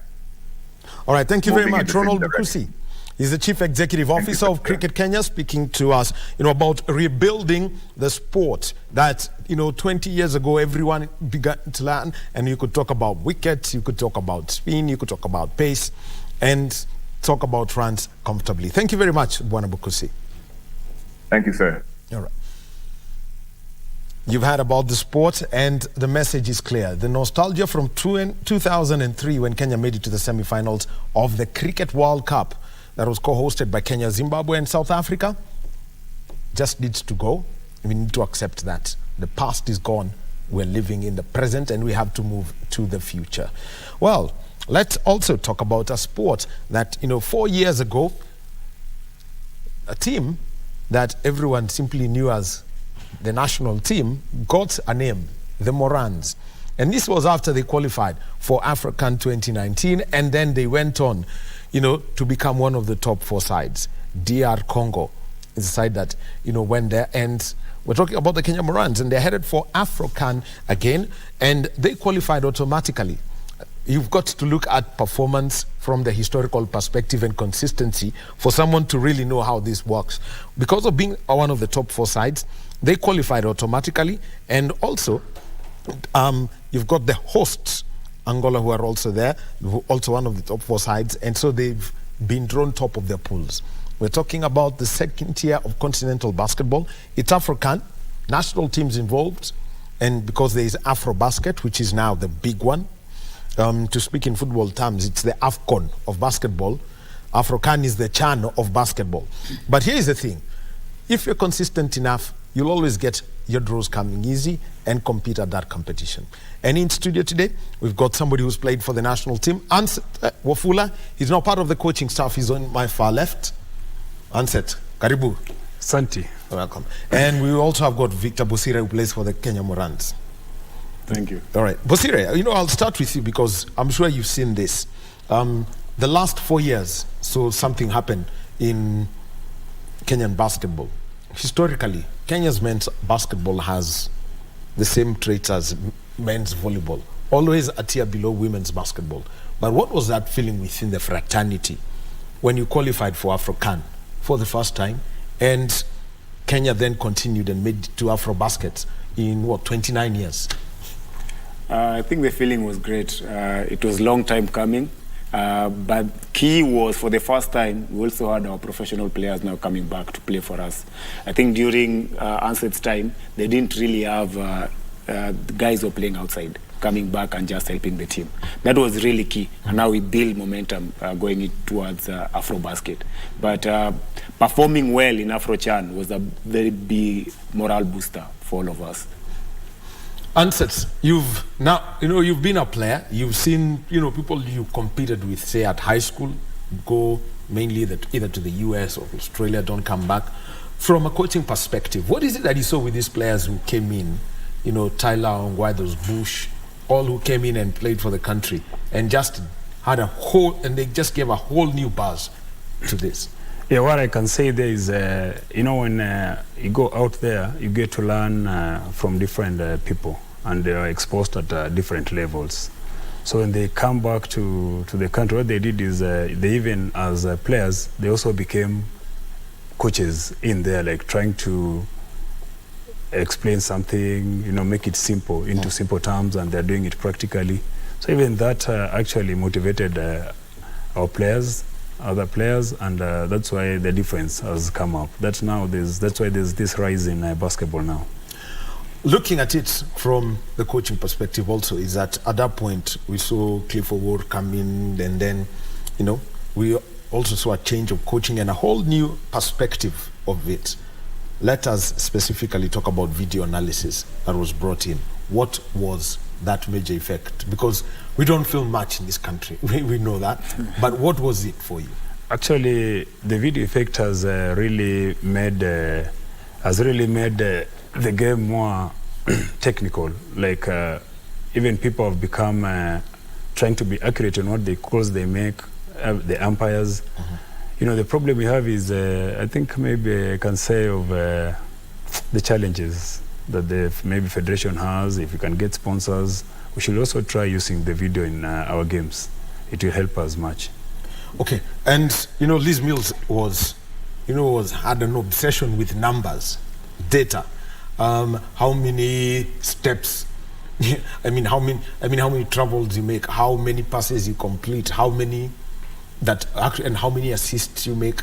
Little nitty-gritties. How have you seen that working with what you have available, coach? Actually, that has also contributed positively, because now at least players have realized that you don't have to have 10 dribbles for you to pass the ball. You don't have to, now the ball is moving so fast, we're getting to where we want. We're utilizing, basketball, there's this time that is set for an opponent to attack the other team. So we're really utilizing it very well. Okay. Now, Buzira, let me come to you. Video analysis. I know for those who have played college basketball in the US, or say somebody like Nyakundi who's been in France, or those who have been in Australia, video analysis is normal to them. When this thing was brought to you, what was the first thing that you pick out? Or rather shocked you? Like they say in Kenya, number 3 will shock you. I think the biggest shock was, normally we analyze the game. Then as you analyze the game before you go to the next game, it is just hearsay. Now analyzing the game with the video is totally different. You're being told that you turn over the ball at this particular point and he's seeing it like practically. So I think that really brought an aspect of accountability even to the team. It started with Cliff O'Ward, and then I think Liz Mills took it to a whole different level in terms of video analysis, because she was straight to the point, especially when we went to AfroBasket. So putting in mind that after every game we'll have a video session, I think that made each and every player be very accountable for everything they do on the court. Now, just explain that, because for the long time I've been around, in Kenyan sports, and even Ansett will tell you, accountability is something everybody keeps away from. Sure. Just give us some instances where you really had to say, this did not go right. And on this one, you are told, you keep repeating this. Every coach has a system, both defensively and offensively. So sometimes maybe defensively, you are maybe the barrier of that system. So when video analysis is being done, you're being shown exactly where you're supposed to be and what you did wrong. So there's nothing you will say that you're supposed to be somewhere else and yet you're totally off position. So that particular, and during video analysis, it is paused. When there is a mistake, it is paused where something went wrong. So I think it is so precise that all you need to do is just be accountable and just make changes. So how has that changed even the way you think as a team, and when you're playing your role offensively or when you're playing your role defensively? I think the key thing is it's changed the mindset, and it starts during practice. So you train even differently. Before that, you used to train knowing that you just train to go play. Now you're training even for the nitty-gritties. So if, for example, the coach tells you at this particular point, this is where you're supposed to be on defense, you will train daily on that. So I think being precise even makes the game easy, and it makes even it makes the teamwork easier. Even your work on both defense and offense becomes easier.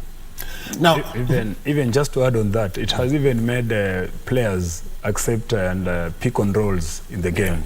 So that makes the game very easy for all of them. So everybody has a purpose in the team. Okay, now Ansett, that's a very interesting, because there are 5 playing positions in basketball. You've got the small forward, the power forward, the center, the shooting guard, and the point guard. Yes. Just tell me how that has evolved, for example, even in the local scene. Yeah, actually now even that one in the local scene has made those positions, they've just called them 1, 2. Nowadays we've changed to 1, 2, 3, 4, and 5. Yes. Mostly we use the numbers. What has made them... What to a PO box, boy.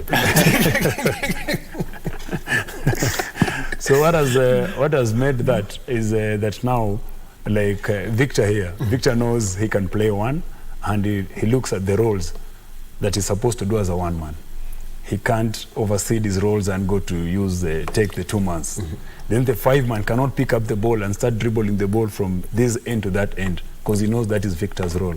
Yeah. So the shooting guard, we have a shooting guard. He can't just pick the ball and also start dribbling or doing the layups all the time. He knows his role. I'm supposed to take the shot. It has really helped us.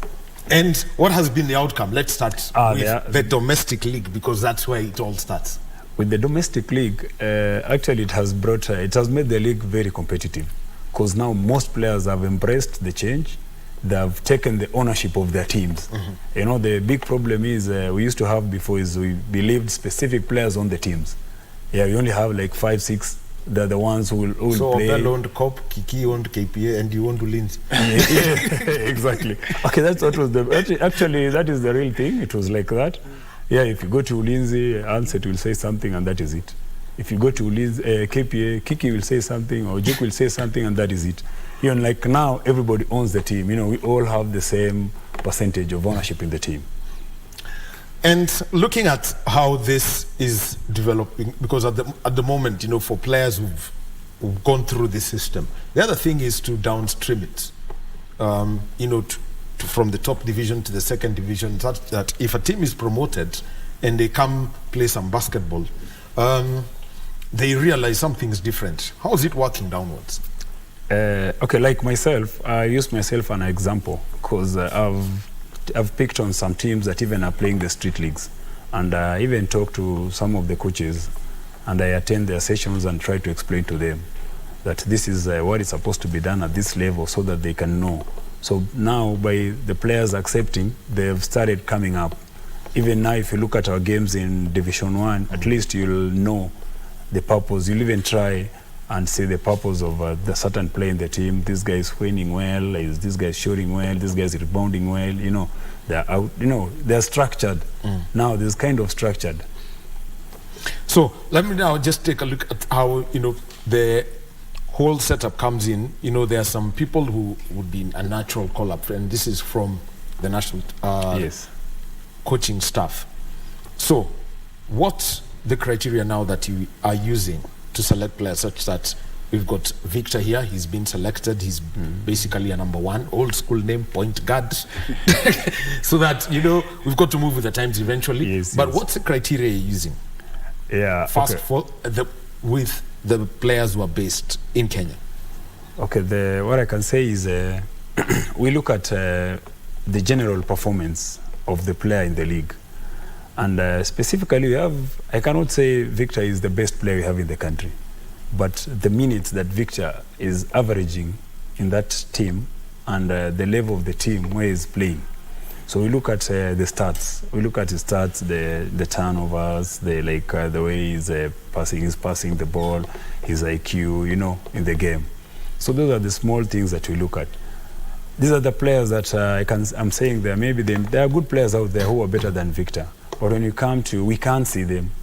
So if you can't be played, we can't see you. You must be played, you must be given minutes for us to see you, to know what you can do. Yeah. So those are the criteria that we use at each and every position. Apart from that, also we have players who've been, you know, you can't bring in new players and then we taking you out there to compete at that level. And you know, you've never even played at the championship, our local championship semi-finals. You know, it doesn't make sense, you know. But we'll introduce you to have players who've been there before, so that at least as you're coming in, you learn. Yeah. And now the other one is preparing the players for this level of competition. Angola for a very long time was the number 1 country in African men's basketball, and that means that if you're going to play in Angola, you're actually going to play in a basketball mad country. How do you prepare them for this? Yeah, like now, it comes back again to the same thing I've just told you. The players who are playing out, the players who are playing at that high level. So what I do is we try get friendlies, more teams from people from different, not just within our country, but outside, who've been out there, who've played out there. We make them come and try and play with the players so that they can see at least something, like a small percentage, to know what they are going to expect when they go out there. But also that we keep showing them the videos, the clips, you know, the history of Angola, you know, where we're going. We get the games that are being played in Angola. They see how the gyms, the game, the arena is filled, you know, how people cheer their team. So they know this is a basketball country that we're going to, and we have to give our best credit for this. Have you ever gone to a place and said, "Hey, na hii gym nayo," and your capacity? Ansett can tell you when you go at the facilities actually shock you. Yeah. And they take away your mojo. Yes, true. True. It happens. Very it true. happens. Unazuba. Yes, very true. Yes. So you're actually shocked at the facility, but such that came true is when you're waking up. Yes. But looking at what coach has said about how everything has changed in this, what about for you players? How has it changed, for example, to simple things like how you do your fitness training, even for a start, just to keep fit as an athlete? I think even before you get to fitness, even physio, I think that is one of the things that was overlooked for a very long time. And now recovery was very difficult for players. So normally you get players coming for practice tired, but it's just how they're recovering. So even those simple things. So you have, even for us players, we need to be 100% every time you go for practice. Again. So that consistency is what really has changed for the basketball fraternity as a whole. Just tell us about that physio part. What was the gap? What was the real gap? There wasn't even physios in basketball. The recovery was just, I think there was just a hearsay. Obasire was never there. I was there. So, actually, the thing physio, like me, I've seen it when I'm in Ulinzi. Now, like, they've brought a physio for us. We used to use our own doctor to come even to help out. Yeah, sometimes when you're in the team by that time. Yeah, so there was... And that means they go get home, the physio for Lindsay stars. Yes, to come and assist. Yeah. But that is also not like organized. It's like me and you know, your friends, and you're not feeling okay. So I'm like, come on, man, you guys see my man out here, he can sort you out. That's it. But now is when he's saying they have a physio in the camp, so they don't have a reason not to make it. So anyway, Bosire, back to training. How has this changed? Because given the little things that you're saying, that you've got to adjust to the mistakes, you have now got to be a team player and understand your roles, that means you must be conditioned properly for that role. How's this going about? How has it changed even the way you train? I think they say stats don't lie. So basically, as Coach Wafa said, when you get picked to the team, your roles are very clear. So by the time you come into the team, for example, if you are a shooter, you know during practice, this is the level of percentage I need to, like I need to get into as a shooter. As a point guard, I know the level of performance I need to get into, reduce my turnovers. It is very specific of each and every role. So when you come to practice, or every day you go to practice, you have specifics that you need to work on. So I think I will say it's just a level of professionalism has really improved. Now, there is somebody who's watching out there who wants to take your position in the national team. At the moment, they want to. So at the moment, you've got it. For example, for the number one position, that point guard, what are the things, the basics that everyone must have? Ball handling, IQ of basketball, because literally you're the second coach on the floor, because you're the one who takes all the instructions from the coach. IQ, ball handling, you need to shoot now in this era. Even the one man needs to really shoot the ball, and just most importantly, minimize assist turnover ratio. So your assist must be more than your turnovers. So that is very key for any point guard out there. Well, in terms of fitness, just to add on that, ball handling is not only for one right-handed hand. You must handle the same way you can handle the ball with your left hand, the same way you handle with your right hand. Yeah. Which is why I see that all the time. 50, yes, all the time. You're given two balls to dribble. You're given two balls to dribble. Such that, and then at one point, one is taken. One is taken. So if I've got a left hand. No, my friend, that one. You'll get comfortable after some time. Yes. So you've gotten that. And when it comes to fitness, I know he grew up in the era of you make a mistake, 10 suicides. They know they're doing it now. So basically, just take us through what everyone must do. First, become an athlete first is the rule. Yeah. But for a basketballer, what must you do to be fit to play at this high level? I think being fit is easy, but being consistently fit is the most difficult part. Because you'll find most people, you find guys who you even finish the league without guys being fit. Once you get fit, it also takes personal work. I go to Ngong Hills. When you go there, I'll find like nearly all the national team players there, just trying to look for their fitness during the season. Waf will tell you, when you come to the national team, their business is just looking for your fitness. Them is just giving you strategy for the game. So these are things that I think you personally have to really want it. Fitness, no one will ever give you. But as I've said, fitness is so easy to get, but how consistent will you be in terms of your fitness? All right. Thank you very much. Just a quick one. Which of these sides is a headache for you as you go to Angola? Let me just mention the teams you'll be playing. Gabon and Cote d'Ivoire. Cote d'Ivoire. Which one? Which is a tough one? I will say Ivory Coast. Cote d'Ivoire. Cote d'Ivoire. All right. We'll be looking at that, and that's a group where Kenya will be. Thank you very much, Coach Anset Wafula, Captain Victor Busire, Morans, headed to Luanda, Angola. And we go now to an event that is taking place where Education Cabinet Secretary Ezekiel Machogu is speaking, and this is at the Nairobi Summer School on Climate Justice, organized by the PACJA in conjunction with Kenyatta University. Such as conservation and efficient use of water, natural resource management, rehabilitation of degraded lands, water harvesting, storage and distribution systems, promoting early warning systems, amongst others. The Kenyan government has over time emphasized the principles of equity and common but differentiated responsibilities in addressing climate change.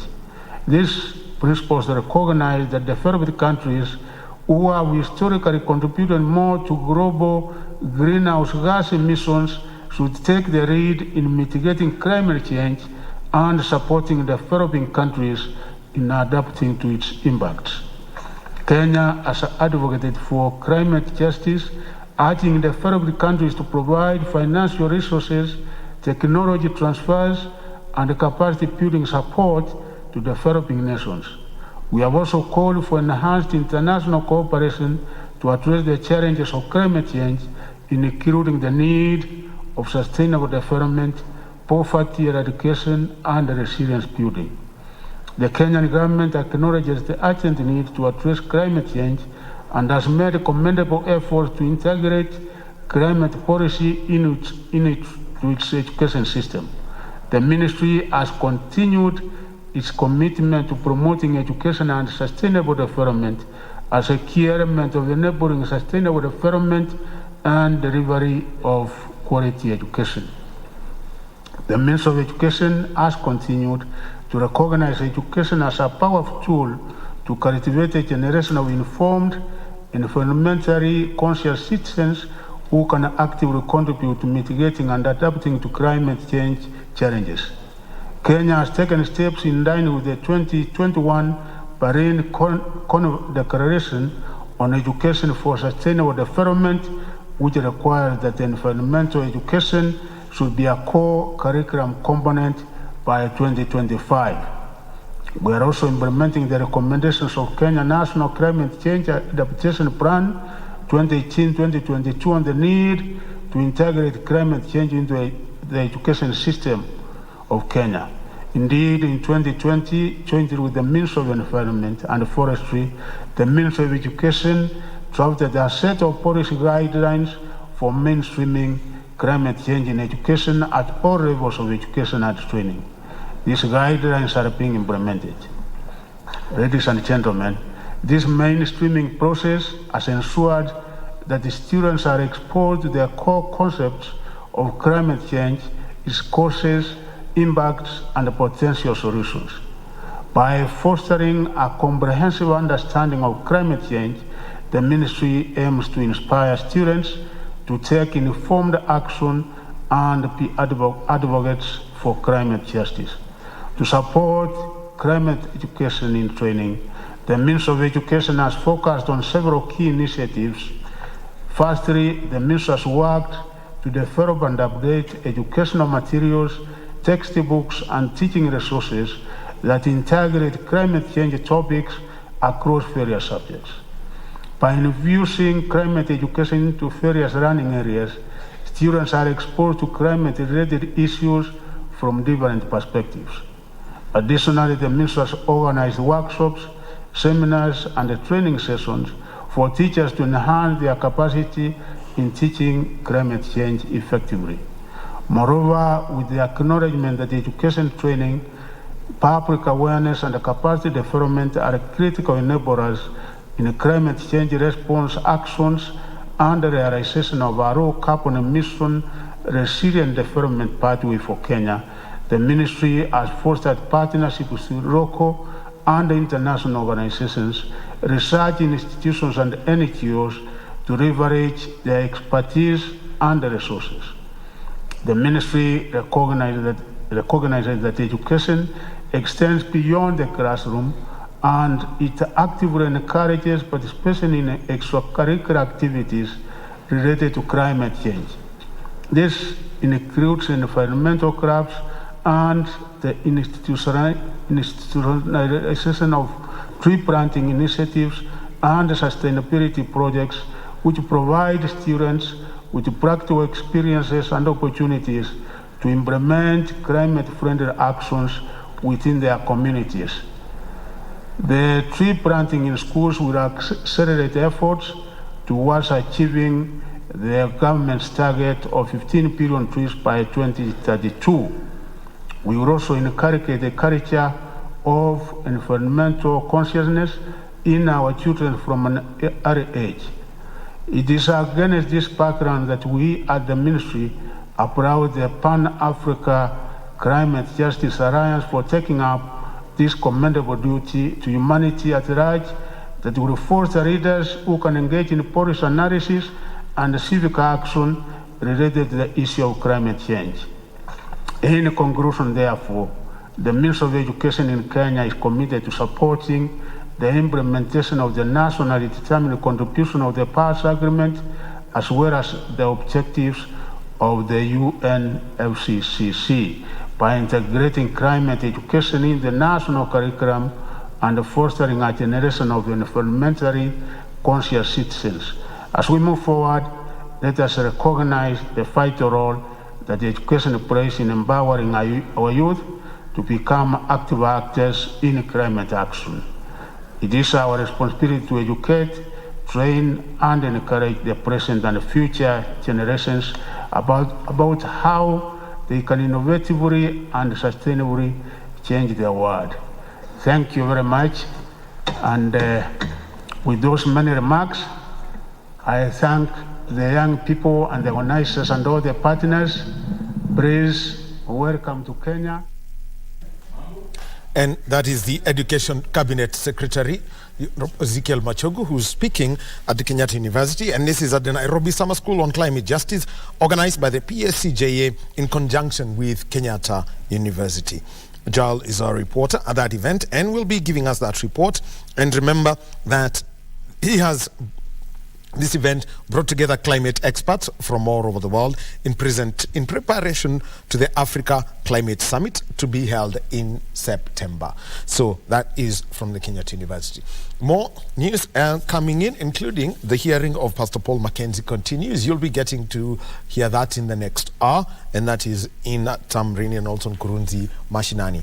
My name is Daniel Wahome. Thank you for being with us for the past 2 hours on Sports Check as we held conversations about boxing, golf, cricket, and basketball. So we called it a wrap. Our sign language interpreter this hour has been Lensa Odingo. On behalf of those who put this together, thank you very much to you all, and most importantly, you, the viewer, thank you for being with us. We take a short break. Nancy Okware is back with Kurunzi Mashinani and Tamrini.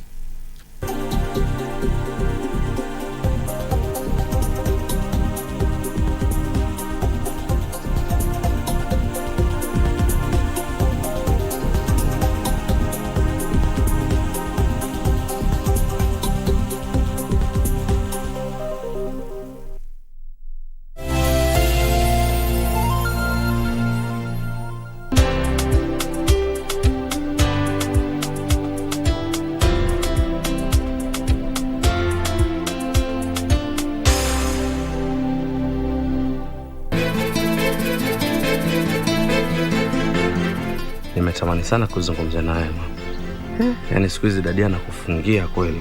Hebu jieleze, kwa sababu mimi sina muda wa kupiga mahesabu nikajua hicho unachokizungumzia. I think this time we should run. Lakini jua kama mmeshirikiana na huyo kesi, tahadhari sana. Manake kimotoni. Watakaje Kate? Huu karibu wako wewe na Dingu umeletwa na nini haswa?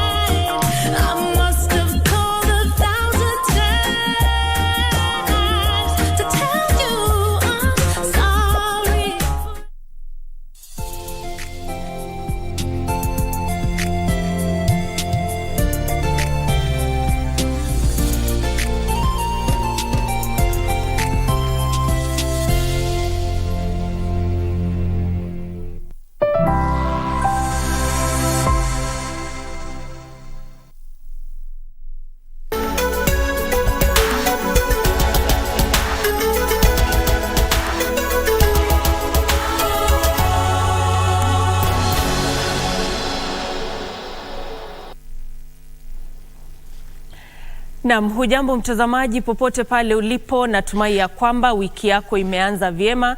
Yangu pia haina neno. Karibu sana kwenye Kurunzi Mashinani, tukupashe tu baadhi ya taarifa ambazo tunazidi kukuandalia hapa kwenye chumba chetu cha habari.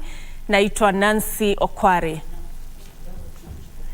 Mtazamaji, moja kwa moja tunaanza na taarifa kwamba mhubiri Ezekiel Odero wa kanisa la New Life Prayer amesema hana lolote la kuficha, huku jopo kazi lililobuniwa na rais likitarajiwa kuzuru kanisa lake lililoko katika kaunti ya Kilifi mwezi ujao. Odero amepongeza hatua ya serikali ya kubuni jopo kazi hilo kuchunguza shughuli za madhehebu, huku akisema kanisa lake linaendesha shughuli zake kihalali. Akiongea katika uwanja wa Jacaranda jijini Nairobi wakati wa mkutano wa siku 2 wa Injili, mhubiri Ezekiel alisema ananuia kupanua wigo wa kanisa lake hadi katika kaunti ya Kajiado. Haya yanajiri huku wiki 2 tu baada ya mhubiri huyo kufungua tawi la kanisa lake huko Kisii. Odero anakabiliwa na mashtaka kadhaa yakiwemo ulanguzi wa pesa na mauaji. Anatarajiwa kupiga ripoti katika afisi ya upelelezi kila mwezi kama sehemu ya masharti ya dhamana yake. And we are happy that the government has taken a stand whereby they are not interfering with any of the processes of the church. They are not interfering with anything at all. They have provided security. As you can see, there's security around. There are many policemen around. We are happy with that as well. And we are saying that you can be able to see that Pastor Ezekiel is not the kind of person who had been painted earlier on to be. When you see the number of people who are here today, you can see that people have trust, have faith, have hope in him. On the 1st of August 2023, they will be coming. The full task force will be sitting on the 1st, that is on Tuesday, the 1st of August 2023, at Mavueni New Life Church. They will see practically, openly, what New Life Church is and what Pastor Ezekiel is doing. New Life inafunguliwa Nairobi around mwezi wa 8, mwezi wa 9 ikichelewa. Lakini sote tunaelewana kwamba hatuwezi kutumia ekari 51 ama 100 kujenga kanisa tu. Kwa hivyo ikiwa kutakuwa na branches za university na branches za international school, ni lazima ziwe huko Nairobi sababu tumepata enough land.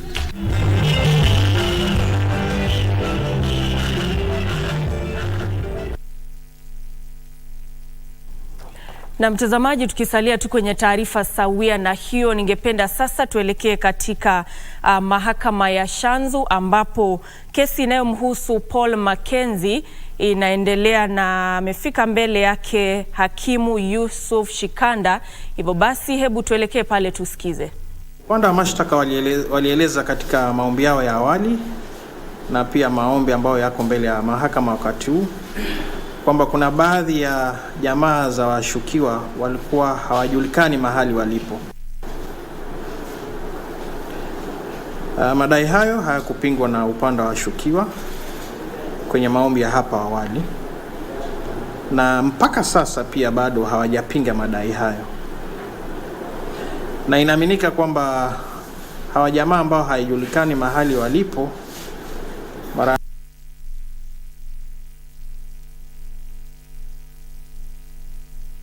upande wa mashtaka wanaeleza kwamba uchunguzi mpaka sasa unaonesha kwamba mshukiwa wa kwanza bwana Paul Ndenge Mackenzie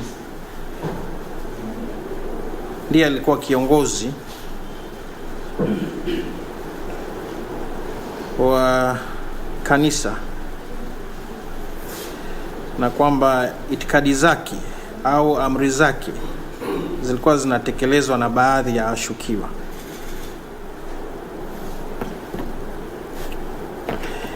Iwapo jamaa wa karibu wa baadhi ya washukiwa hawajulikani mahali walipo na inaaminika kwamba mara ya mwisho walikuwa Shakahola na walipelekwa huko na baadhi ya shukiwa,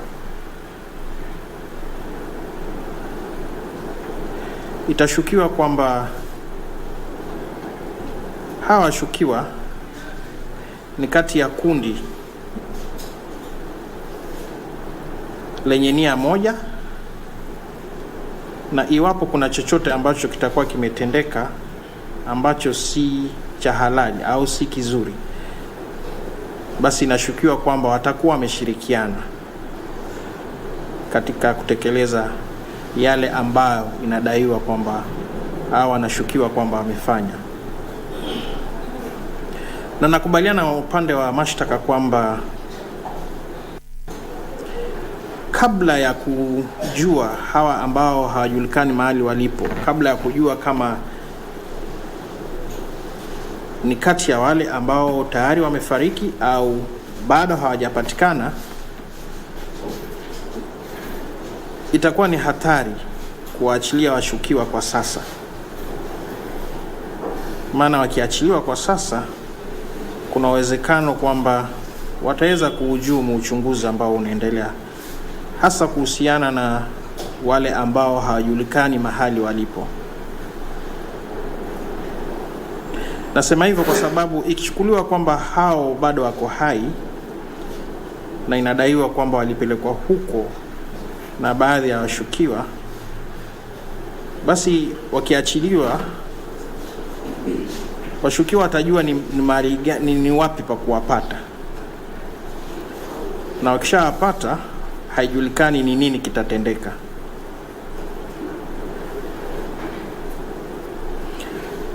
Wakati wa kuwasilisha ombi la hapo awali, ilidaiwa kwamba waathiriwa 40 walikuwa wameokolewa na walikuwa wanafanyiwa matibabu pamoja na kupewa ushauri na saha.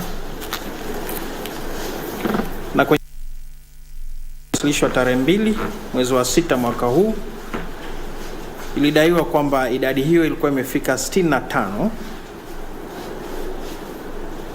na wenye walikuwa katika hifadhi maalum, na 40 kati yao tayari walikuwa wamepata ushauri na saha kwa kiasi kikubwa. Na inaonekana kwamba kulikuwa na tukio jipya baada ya maombi haya kuwasilishwa na kabla ya kusikilizwa. Maana kwenye hati ya kiapo ya tarehe 20 mwezi wa 6 mwaka huu, ilidaiwa kwamba waathiriwa 65 ambao walikuwa wameokolewa walikuwa wamesusia kula toka tarehe 6 mwezi wa 6 hadi tarehe 10 mwezi wa 6, na ilibidi wafikishwe mahakamani na kupelekwa rumande ndipo wakaweza kula.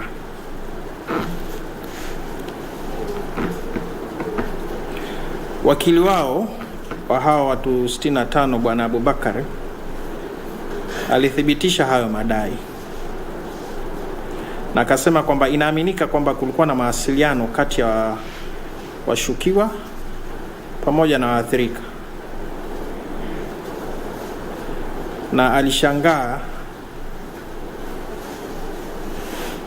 ama aliuliza kwamba iwapo kuna mawasiliano wakati hawa bado wako rumande, itakuwaje wakiachiliwa kutoka rumande?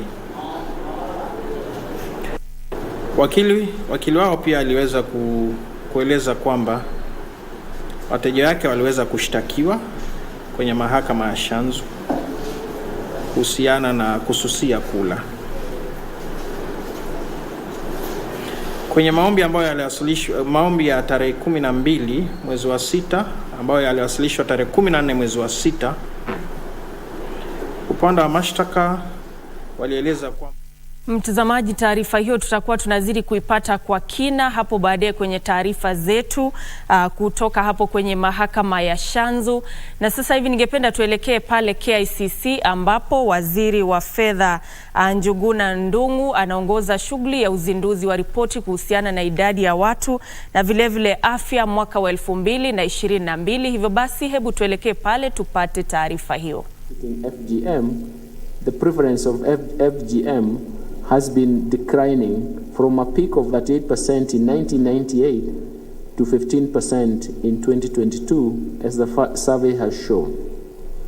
Gender-based violence has been acknowledged worldwide as a violation of basic human rights. The Kenyan government has enacted laws and even developed policies to ensure that girls, women, boys, and men are able to enjoy their fundamental human rights devoid of any form of violence.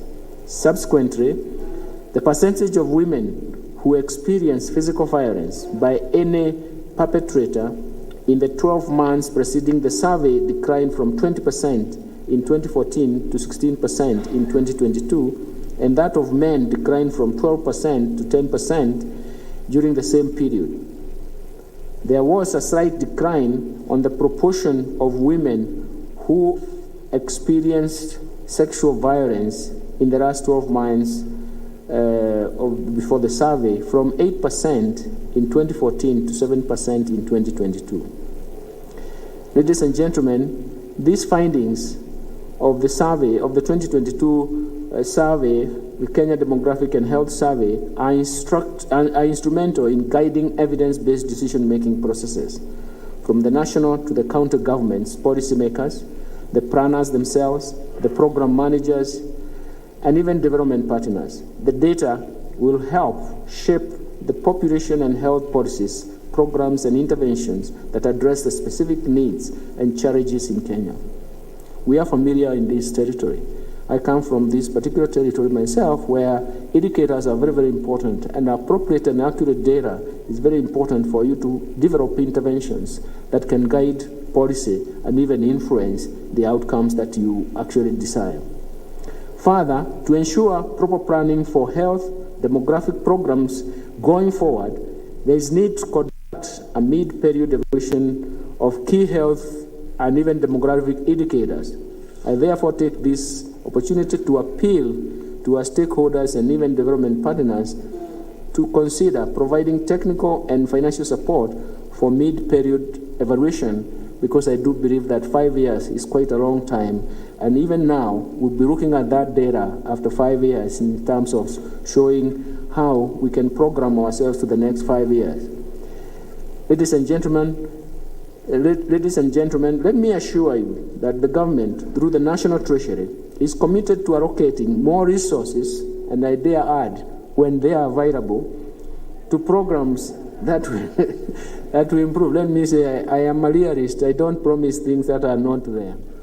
So more resources, will be, once they are available, they will be allocated, and that will help us improve the quality of life for the Kenyans. If we achieve this as a country, then we can boast of a more productive workforce, increased productivity, and consequently, higher economic development. I do believe that this is an area I've tried myself to cover for African countries with the help of the Bill and Melinda Gates Foundation. I'm happy that I've seen my friend Samburu Washiko here. And one of those things was try to understand how human capital development can actually support us. In fact, I'm told there are so many majengo ya KICC wakati wa uzinduzi wa ile hafla ya kutoa ripoti kuhusiana na idadi ya watu na vile afya mwaka 2022, akidokeza tu ya kwamba ripoti hiyo ambayo imetolewa itakuwa inasaidia katika kuimarisha uamuzi na vile uundwaji wa sheria za kuimarisha maisha ya Wakenya na vile kuongeza zile rasilimali zinazohitajika ili kuimarisha maisha ya Wakenya. Na hivyo basi ni taarifa ambayo kwa vile tutakuwa tunaipata kwa kina hapo baadaye. Lakini kwa sasa hivi, mtazamaji, ningependa tuendelee tu na taarifa zaidi ambazo tumekuandalia hapa kwenye Kurunzi Mashinani. Na tukielekea mahakamani ni kwamba mahakama moja ya Makadara imeipatia idara ya upelelezi siku 14 zaidi kukamilisha uchunguzi kuhusu uraia wa mwanaume mmoja aliyepatikana humu nchini kinyume cha sheria. Abdi Hakim Saidi Jama anadaiwa kujipatia kitambulisho cha Kenya kwa njia ya udanganyifu ili apate uraia wa nchi hii. Abdi Hakim Saidi Jama alifikishwa mahakamani Makadara jijini Nairobi kujibu shtaka la kuwa humu nchini kinyume cha sheria. Jama kupitia wakili wake anataka aachiliwe huru akiwa hana hatia.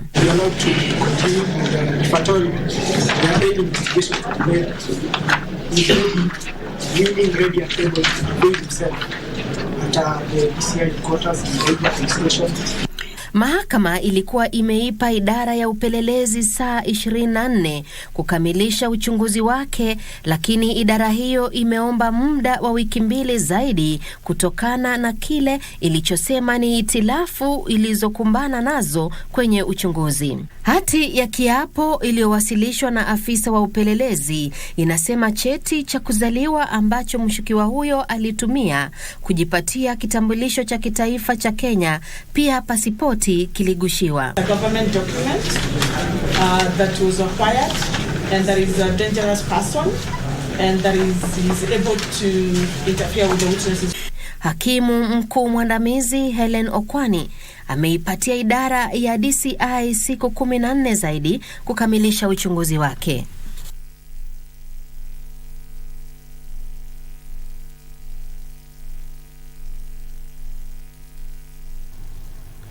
Kwingineko ni kwamba duka moja la dawa limedumisha biashara zake nchini Sudan na kuleta matumaini kwa raia licha ya uhaba wa dawa nchini humo.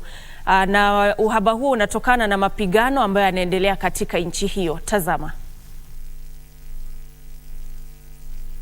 Tangu kuzuka kwa mapigano nchini Sudan mwezi Aprili, zaidi ya mamilioni ya watu wametoroka makwao, huku zaidi ya 1560 wakitorokea nchi zingine, kwa mujibu wa idara ya Umoja wa Mataifa ya ushirikishi wa masuala ya binadamu. Mapigano yamekuwa makali zaidi katika maeneo ya jiji kuu la Khartoum kaskazini na Omdurman, lakini katika jiji hili baadhi ya wakazi wamesalia.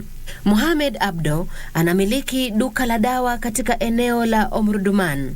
Duka hili ndilo duka pekee lililosalia katika eneo hili licha ya kuzorota kwa hali ya usalama na wizi wa mara kwa mara na visa vya ujambazi. Mbali na kuwauzia wateja dawa, Abdo pia hutoa huduma za ushauri wa matibabu. Hata hivyo, anakiri kuwa iwapo mapigano hayo yataendelea, usambazaji wa dawa huenda ukawa wa muda na hivyo basi atalazimika kufunga duka hilo. Msimu wa mvua unawadia na maeneo mengi huenda yakaathiriwa na magonjwa kama malaria. Shila Kayaro Yogo nikiripotia makala ya Kurunzi Mashinani. Na tukirejea humu nchini ni kwamba makatibu waandamizi 50 walioteuliwa na Rais William Ruto watajua hatima yao leo alasiri pale mahakama itakapotoa uamuzi kuhusu uteuzi wao.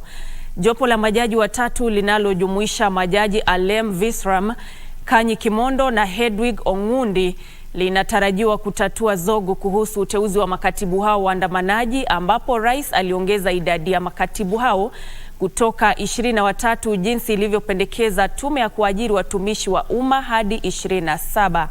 Usalama umeimarishwa katika mahakama ya Milimani kabla ya uamuzi huo. I, Wilson Sosion, Mary Yaine, Senator, help me God. Macho ya Wakenya kwa sasa yameelekea Mahakama Kuu ambapo jopo la majaji watatu linatarajiwa kutoa uamuzi kuhusu hatma ya makatibu wakuu waandamizi walioteuliwa na Rais William Ruto. I do expect that each and every one of you will serve with honor and dignity. Please remember those words as you serve in your capacity as administrative secretaries.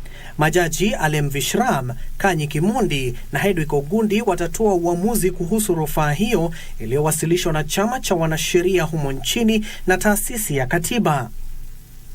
Kwenye rufaa hiyo, walalamishi wamedai kuwa kwa mujibu wa katiba, rais hawezi kubuni wadhifa wa utumishi wa umma ila pale inapopendekezwa na tume ya utumishi wa umma. Wanadai kuwa rais hawezi kuwateua makatibu wakuu waandamizi 50 badala ya wale walioidhinishwa ambao ni 23, wakisema rais amebuni nafasi 27 zaidi kinyume cha sheria. Rais Ruto aliwateua makatibu hao baada ya bunge la taifa kukosa kuwasaili. Hatibu wa Ikulu Hussein Mohamed amesema uteuzi huo ulitekelezwa baada ya spika wa bunge la kitaifa kurejesha jukumu hilo kwa rais. Mnamo mwezi Aprili mwaka 2021, Mahakama Kuu ilisema nyadhifa hizo ni kinyume cha sheria ikizingatiwa hakukuwa na ushirikishi wa umma kabla ya kubuniwa. Uamuzi huo unasubiriwa kwa hamu, bila shaka utaibua mdahalo mkali kwenye ulingo wa siasa. Abdiaziz Hashim, makala ya Kurunzi Mashinani. Bila shaka mtazamaji, ni taarifa ambayo tutakuwa tunaifuatilia kwa kina na kukupa maelezo itakapofika mwendo wa saa 8:30. Lakini sasa hivi tukiendelea na taarifa nyingine ni kwamba wanafunzi wa shule za mashambani walitia fora wakati wa makala ya pili ya mashindano ya utunzi wa insha yaliyoadhimishwa na kampuni ya Pwani Oil, ambapo shule 7361 kutoka kaunti 42 zilishiriki. Ashley Michelle kutoka Nyeri, Joel Chelot kutoka Pokot Magharibi, Carol Shalmith Makena kutoka Embu, Deborah Wanjiku kutoka Nairobi na Isabella Amanda kutoka Isiolo waliibuka bora kwenye mashindano hayo ambayo yaliandaliwa kwa ushirikiano na chama cha walimu wakuu wa shule za msingi. Washindi hao walituzwa wakati wa hafla iliyoandaliwa katika kiwanda cha kampuni ya Pwani Oil kilichoko katika eneo la Kikambala, kaunti ya Mombasa. This writing competition was not just an opportunity for pupils to showcase their literary prowess, but also a platform for them to explore their imagination, to express their thoughts, and to ignite the passion they have for the written word. We are astounded by the quality and depth of the entries we received, each one a testament to the immense potential that lies within our primary schools learners. To all the participants, your dedication, creativity, and passion for writing have set you apart and made you true beacons of inspiration for your peers across the country. In my view, you have demonstrated that talent and hard work know no boundaries, and I have no doubt that your words will resonate with generations to come. Pwani Oil Products Limited is proud of you, and that's why we are here today, to recognize and nurture your efforts.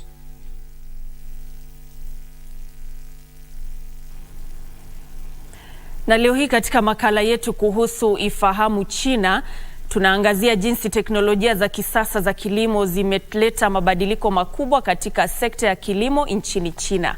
Tazama.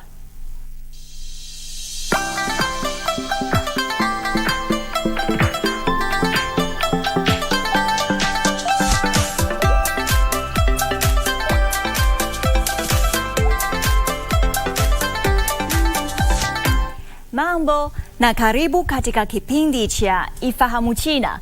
Mimi ni Zakia Peng. Teknolojia za kisasa za kilimo zimekuwa zikibadilisha jinsi wakulima wa China wanavyopanda mazao.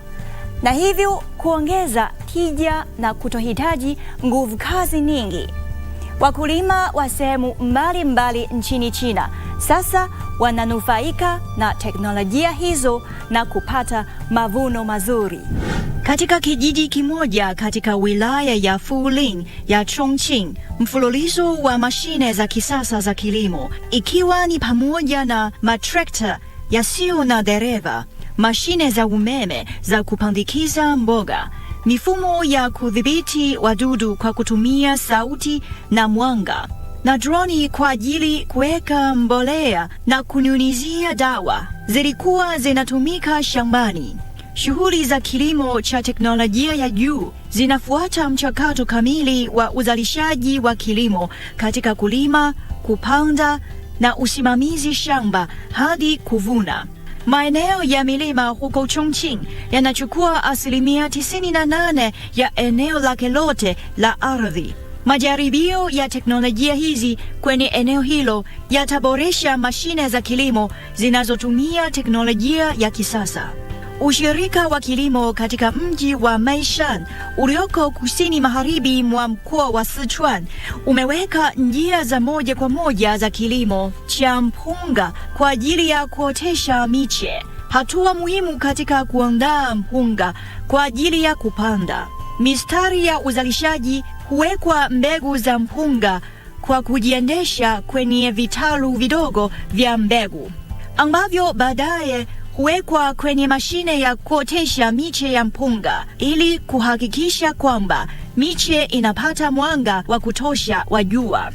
Kwa kupitia mfumo wa kisasa wa uoteshaji miche, muda wa kukua kwa takriban hekta 660 za miche ya mpunga umepunguzwa kutoka miezi miwili hadi siku 20, na hivyo kuokoa 30% ya gharama za jumla na kuongeza kwa kiasi kikubwa ufanisi na ubora.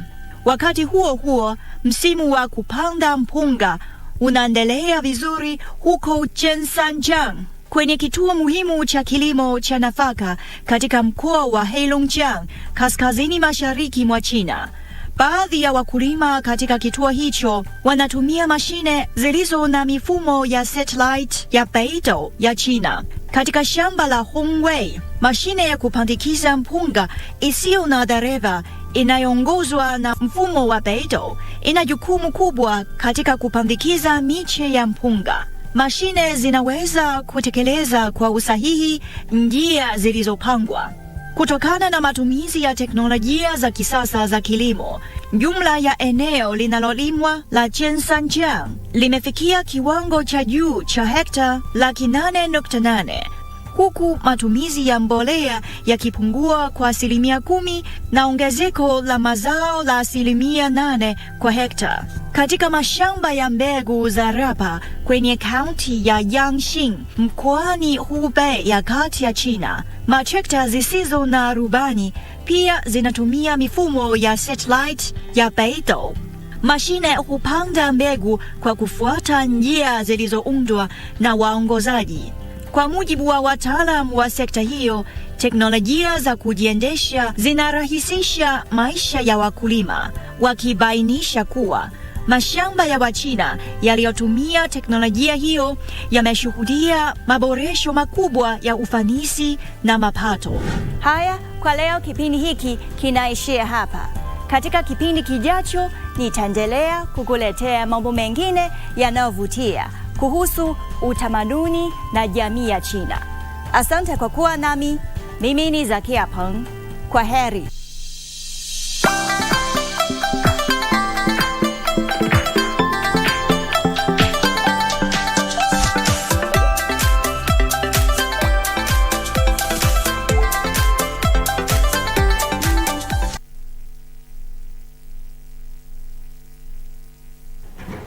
Basi mtazamaji, baada ya makala hayo ya Ifahamu China, tunafika kwenye tamati ya Kurunzi Mashinani, Lakini usiondoke, manake hapa kwenye chumba chetu cha habari tunakuandalia taarifa zaidi na utakuwa unazipata hapo mwendo wa saa 7 kwa lugha ya Kimombo.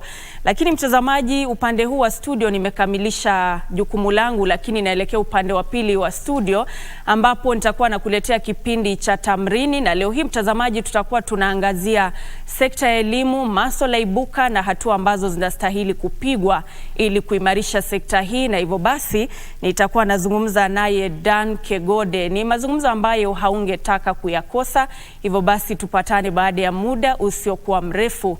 Mimi naitwa Nancy Okware, mfasiri kwa upande wa ishara ni Brian Moraru. Kwaheri kwa sasa.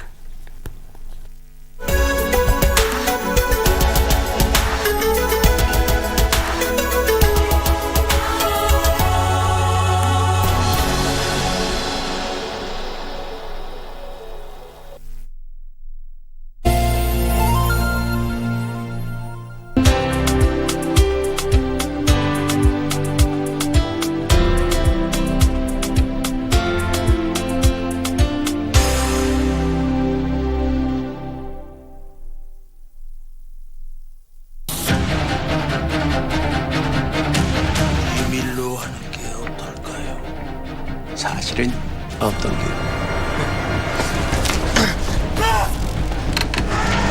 진짜 모릅니다, 사장님. 정말이에요. 아니 왜 풀어주는 겁니까? 영장은 왜 안 떨어진 겁니까? 담당 검사 바뀌었대요.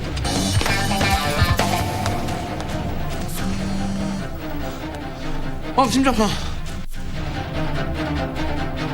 Sasa unaweza kupokea stesheni ya KBC Eastern Service kwa njia iliyomurwa baada ya KBC kuboresha na kuwekeza mitambo mipya ya kisasa ya kupeperusha matangazo. Pata matangazo kwa lugha ya Burji kila siku kuanzia saa 11 asubuhi hadi saa 4 asubuhi. Rendile Service itakuwa hewani kuanzia saa 4 asubuhi hadi saa 9 jioni. Kisha matangazo kupitia lugha ya Kiborana itachukua usukani kuanzia saa 9 hadi saa 2 usiku. Kutufungia jamvi ni Turukana Service watakaopeperusha matangazo yao kuanzia saa 2 usiku hadi saa 6 usiku. KBC Eastern Service inapatikana Lodwar na maeneo yaliyo karibu kupitia 98.3 FM. Na kwa wasikilizaji wa Burji, Rendile na Borana waliomo Marsabit na maeneo jirani, KBC Eastern Service inapatikana kwa mita bendi 98.7 FM.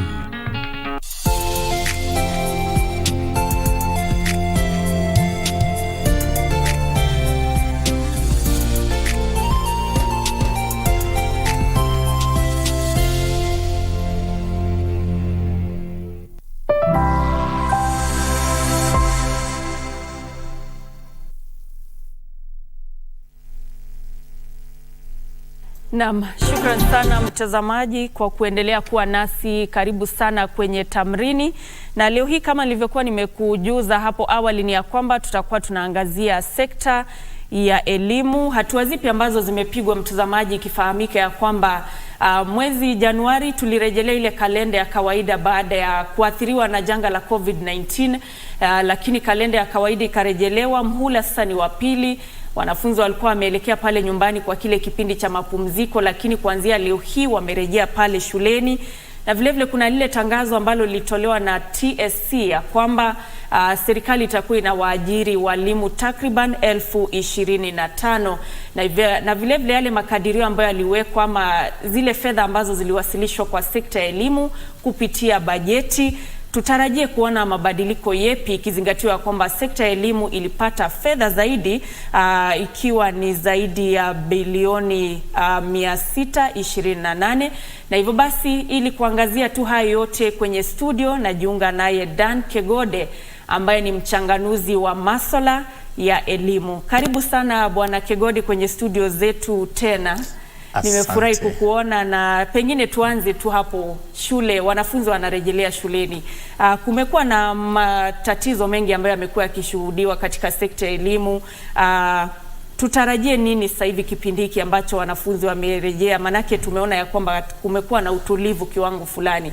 Kulikuwa na wakati ambapo maandamano yalikuwepo, athari zikakuwepo nyingi, lakini sasa tunaona hali angalau ni kana kwamba inatulia.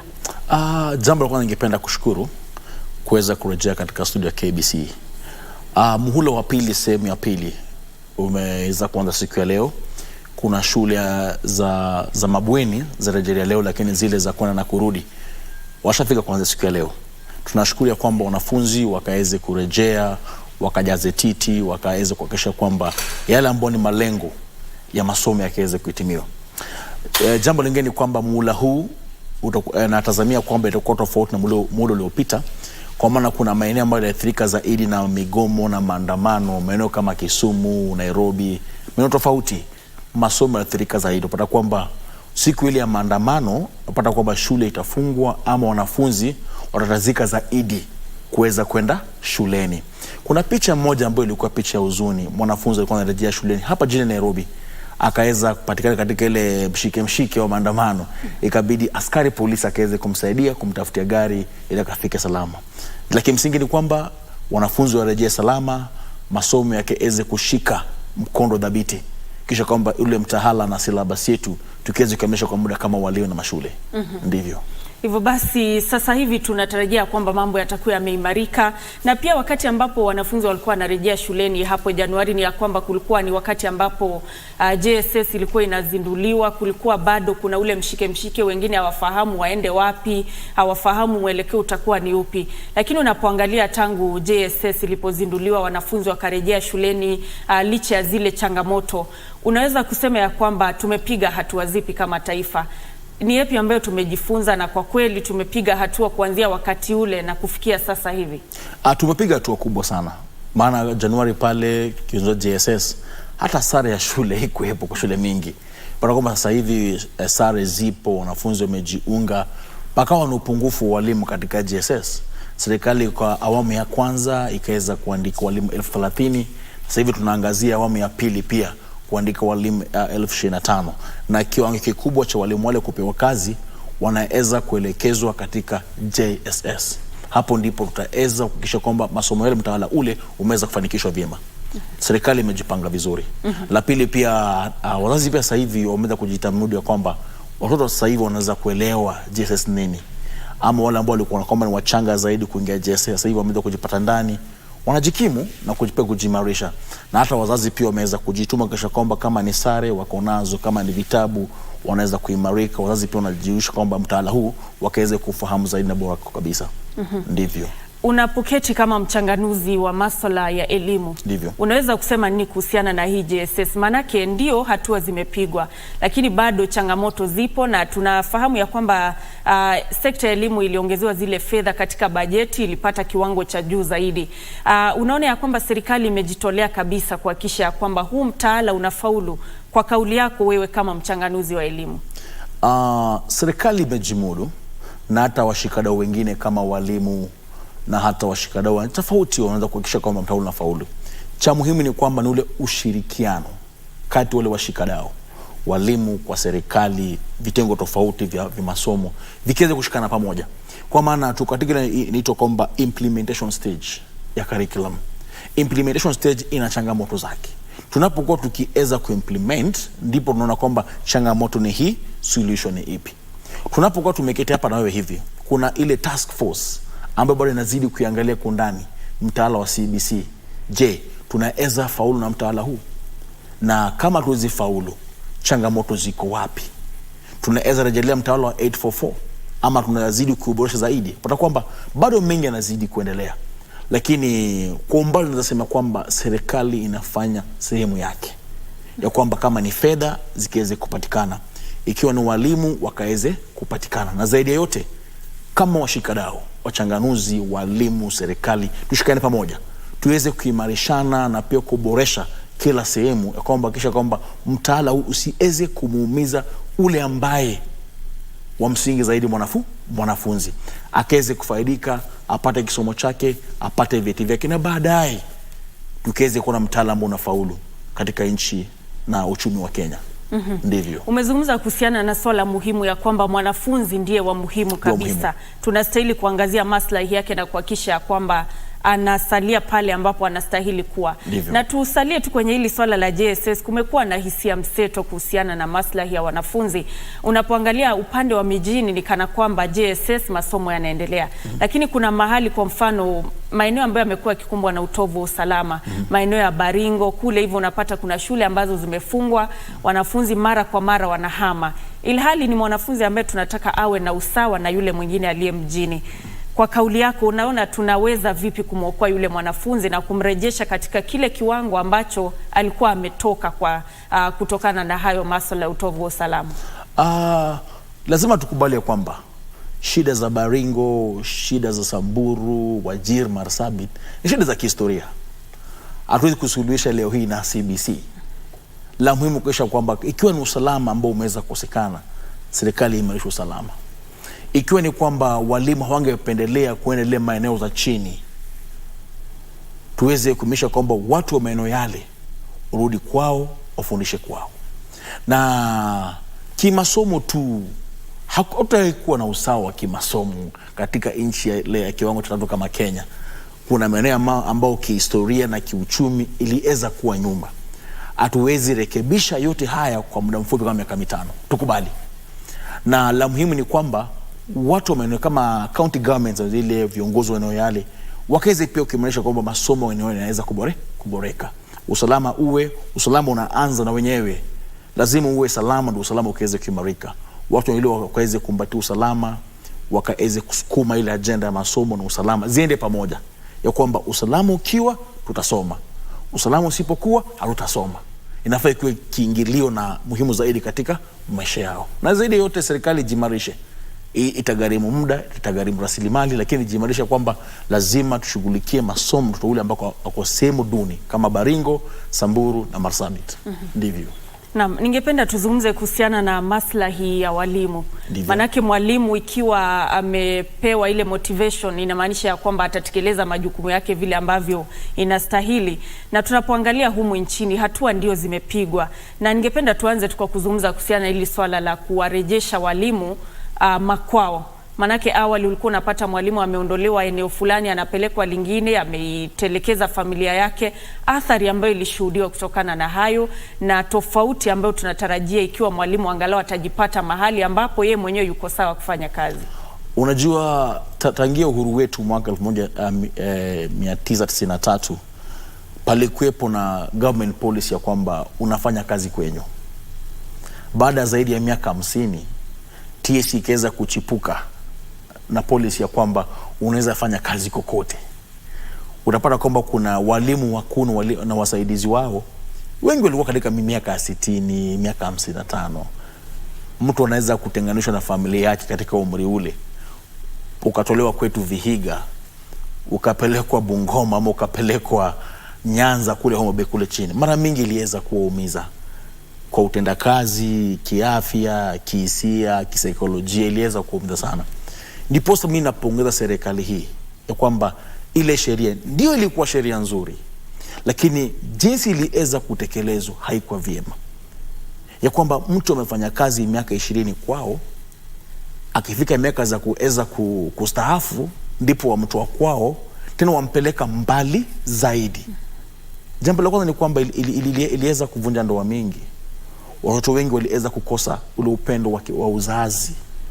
Utapata kwamba kama ni mke anafanya kazi mbali, mume anafanya kazi mbali, hata ile hisia za kimapenzi katika familia ziliweza kupungua. Sababu gani? Waona mtu mara moja katika muhula. Hivyo ilikuwa changamoto sana. So mimi napongeza serikali zaidi hiyo sheria iweze kuondolewa. Kila mtu afanye kazi mahali ambapo anaweza kuifanya. Issue iko kwamba fanya kazi mahali unaweza kufanya vizuri, sio mahali kokote. Kwa walimu tufanye kazi kwetu. La pili ni kwamba ile filosofia ya utengamano na kuweza kuishi pamoja ni nzuri. Lakini pia tukue uangalifu kidogo, tusije tukavunja ndoa na familia kwa malengo ya kwamba tunajaribu kuboresha masomo. La muhimu ni kwamba ikiwa tungependa kutumia sheria hiyo, wacha basi ule wakati wa kuweza kupeana kazi, mahojiano ya kazi, tuhimize ya kwamba watu wakasonje katika gatuzi tofauti. Ikiwa wewe ni wa Vihiga, tuonyeshe kwamba ukienda gatuzi kama la Tana River, tutaweza kupa kazi kwa upesi kuliko mkoa ama gatuzi lako. Hapo ndipo tunaweza kuhakikisha kwamba ile sheria inaweza kutumika vizuri. Ndivyo.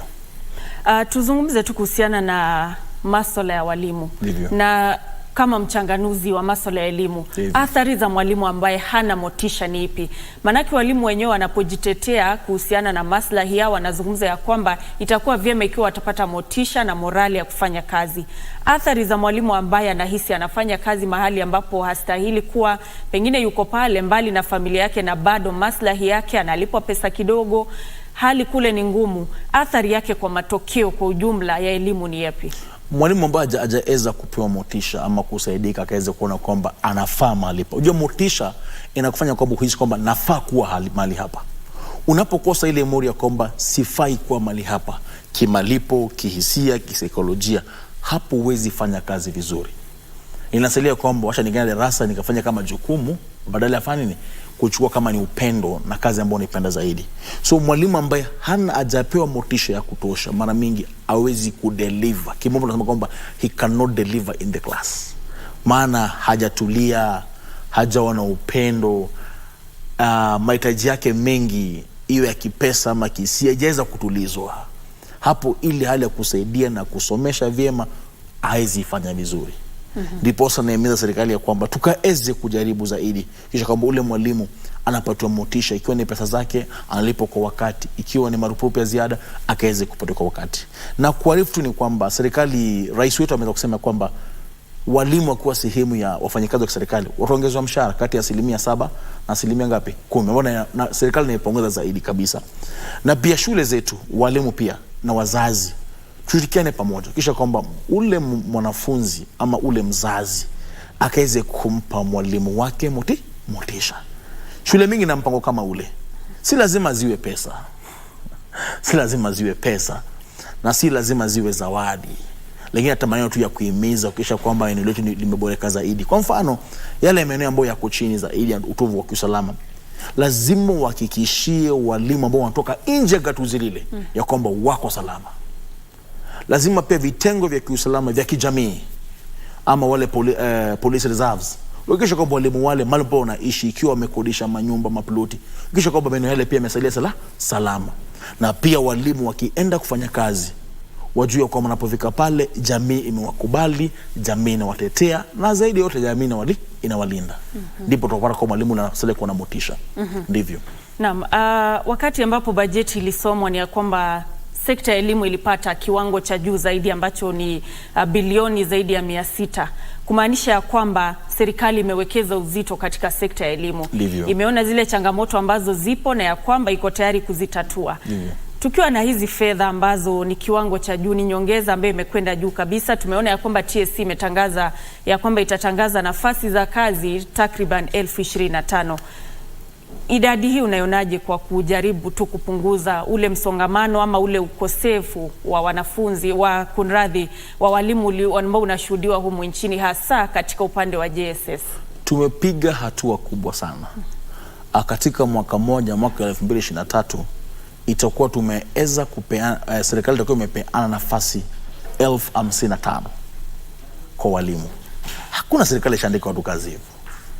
Hii ni hatua kubwa sana. Tunapoendelea hivi katika miaka 5, iko hutakuwa ni mtindo.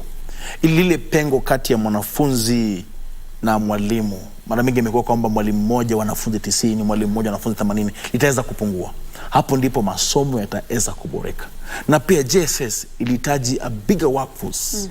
Kwamba walimu lazima wawe wengi.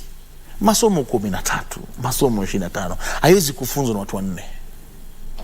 Ule ubora na ile ya kwamba ile masomo yakaweza kufanyika vizuri, lazima tuwe na walimu wa kutosha ambao wameweza kuwa na ile tamaa na haja na pia ujuzi mwenyewe wa kuweza kuyafundisha. Ndipo nasema kwamba tumepiga hatua kubwa zaidi. Ndivyo. Na walisema ya kwamba watakapoajiriwa kutakuwa na ule usawa pengine wa kimaeneo, kuhakikisha kwamba ikiwa kulikuwa na lile eneo ambalo lilikuwa na walimu wachache, idadi yenyewe itakuwa inaongezeka.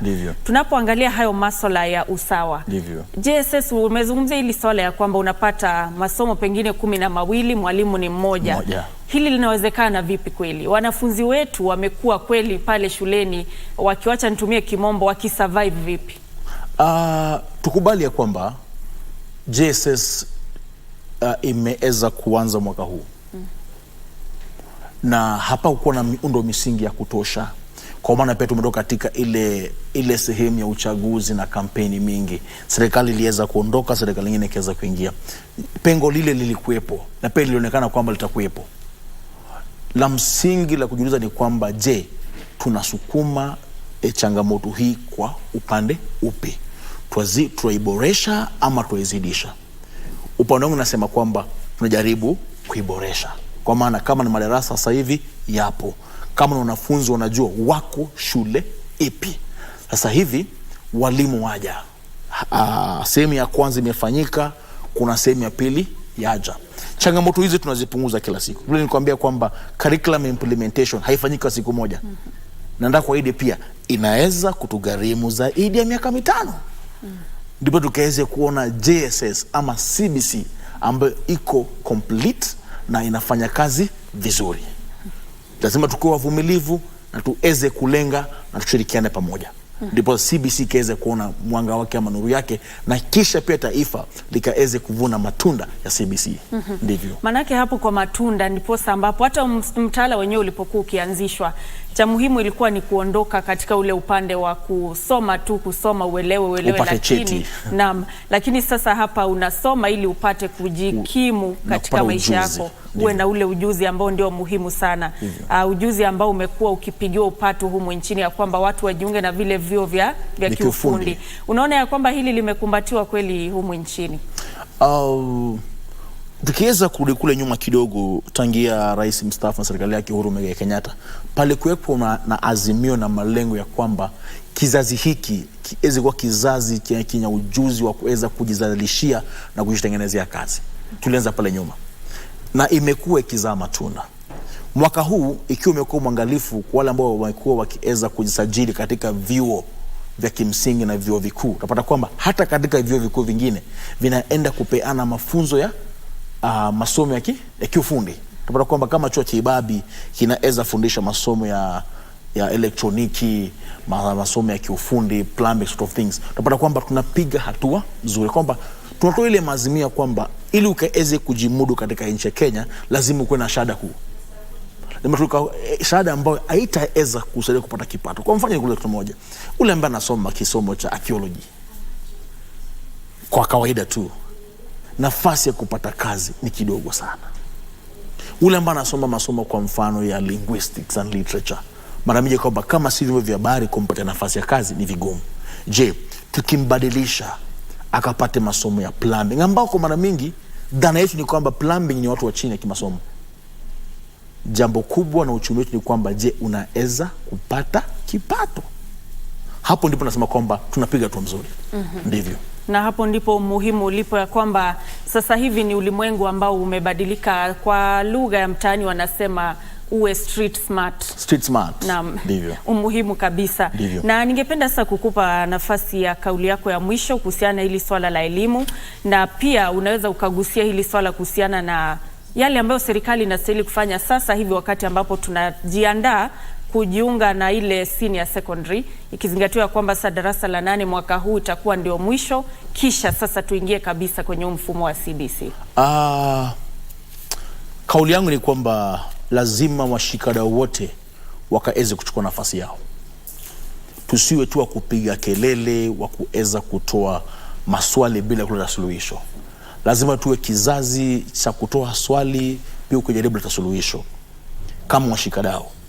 La pili, serikali pia ikaweze kuanza mipango ya mapema. Ile senior secondary zikija, pawe na sare rasmi, tujue ni shule ipi, tutaingia kivipi, tutaingia wakati upi. Na pia rasilimali zianze kutengwa mapema.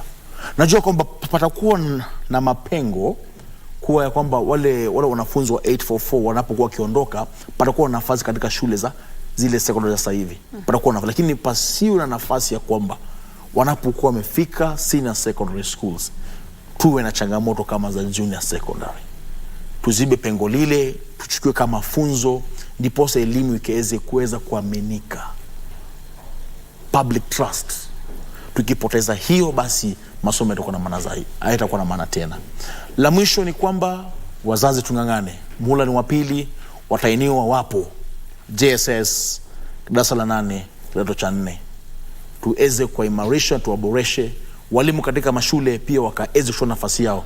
Tumalize silabasi mapema, tujitume, tuandae vilivyo. Isiwe kama mwaka uliopita jamani, hawakuwa maandaliwa vilivyo. Palikuwa na upungufu wa majuma 10. Mwaka huu tuna majuma ya kutosha ya kuweza kuandaa, na zaidi yote wanafunzi tujitume. Asanteni. Naam, asante sana. Wanafunzi wajitume, wazazi wajitume, walimu wajitume na pia serikali. Serikali jitume. Naam. Asante. Asante sana. Mtazamaji, tumekuwa tukizungumza naye Dan Kegode ambaye ni mchanganuzi wa masuala ya elimu.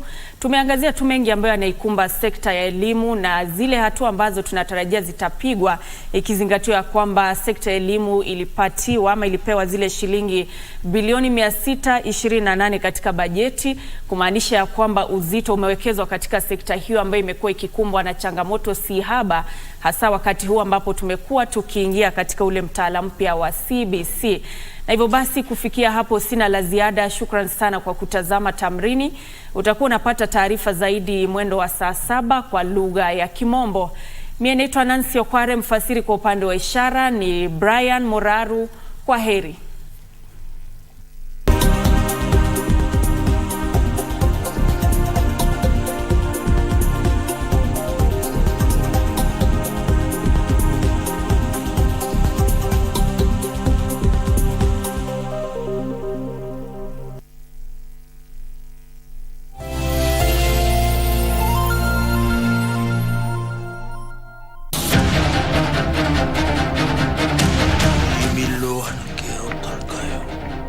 사실은 없던 게. 진짜 모릅니다, 사장님. 정말이에요. 아니 왜 풀어주는 겁니까? 영장은 왜 안 떨어진 겁니까? 담당 검사 바뀌었대요.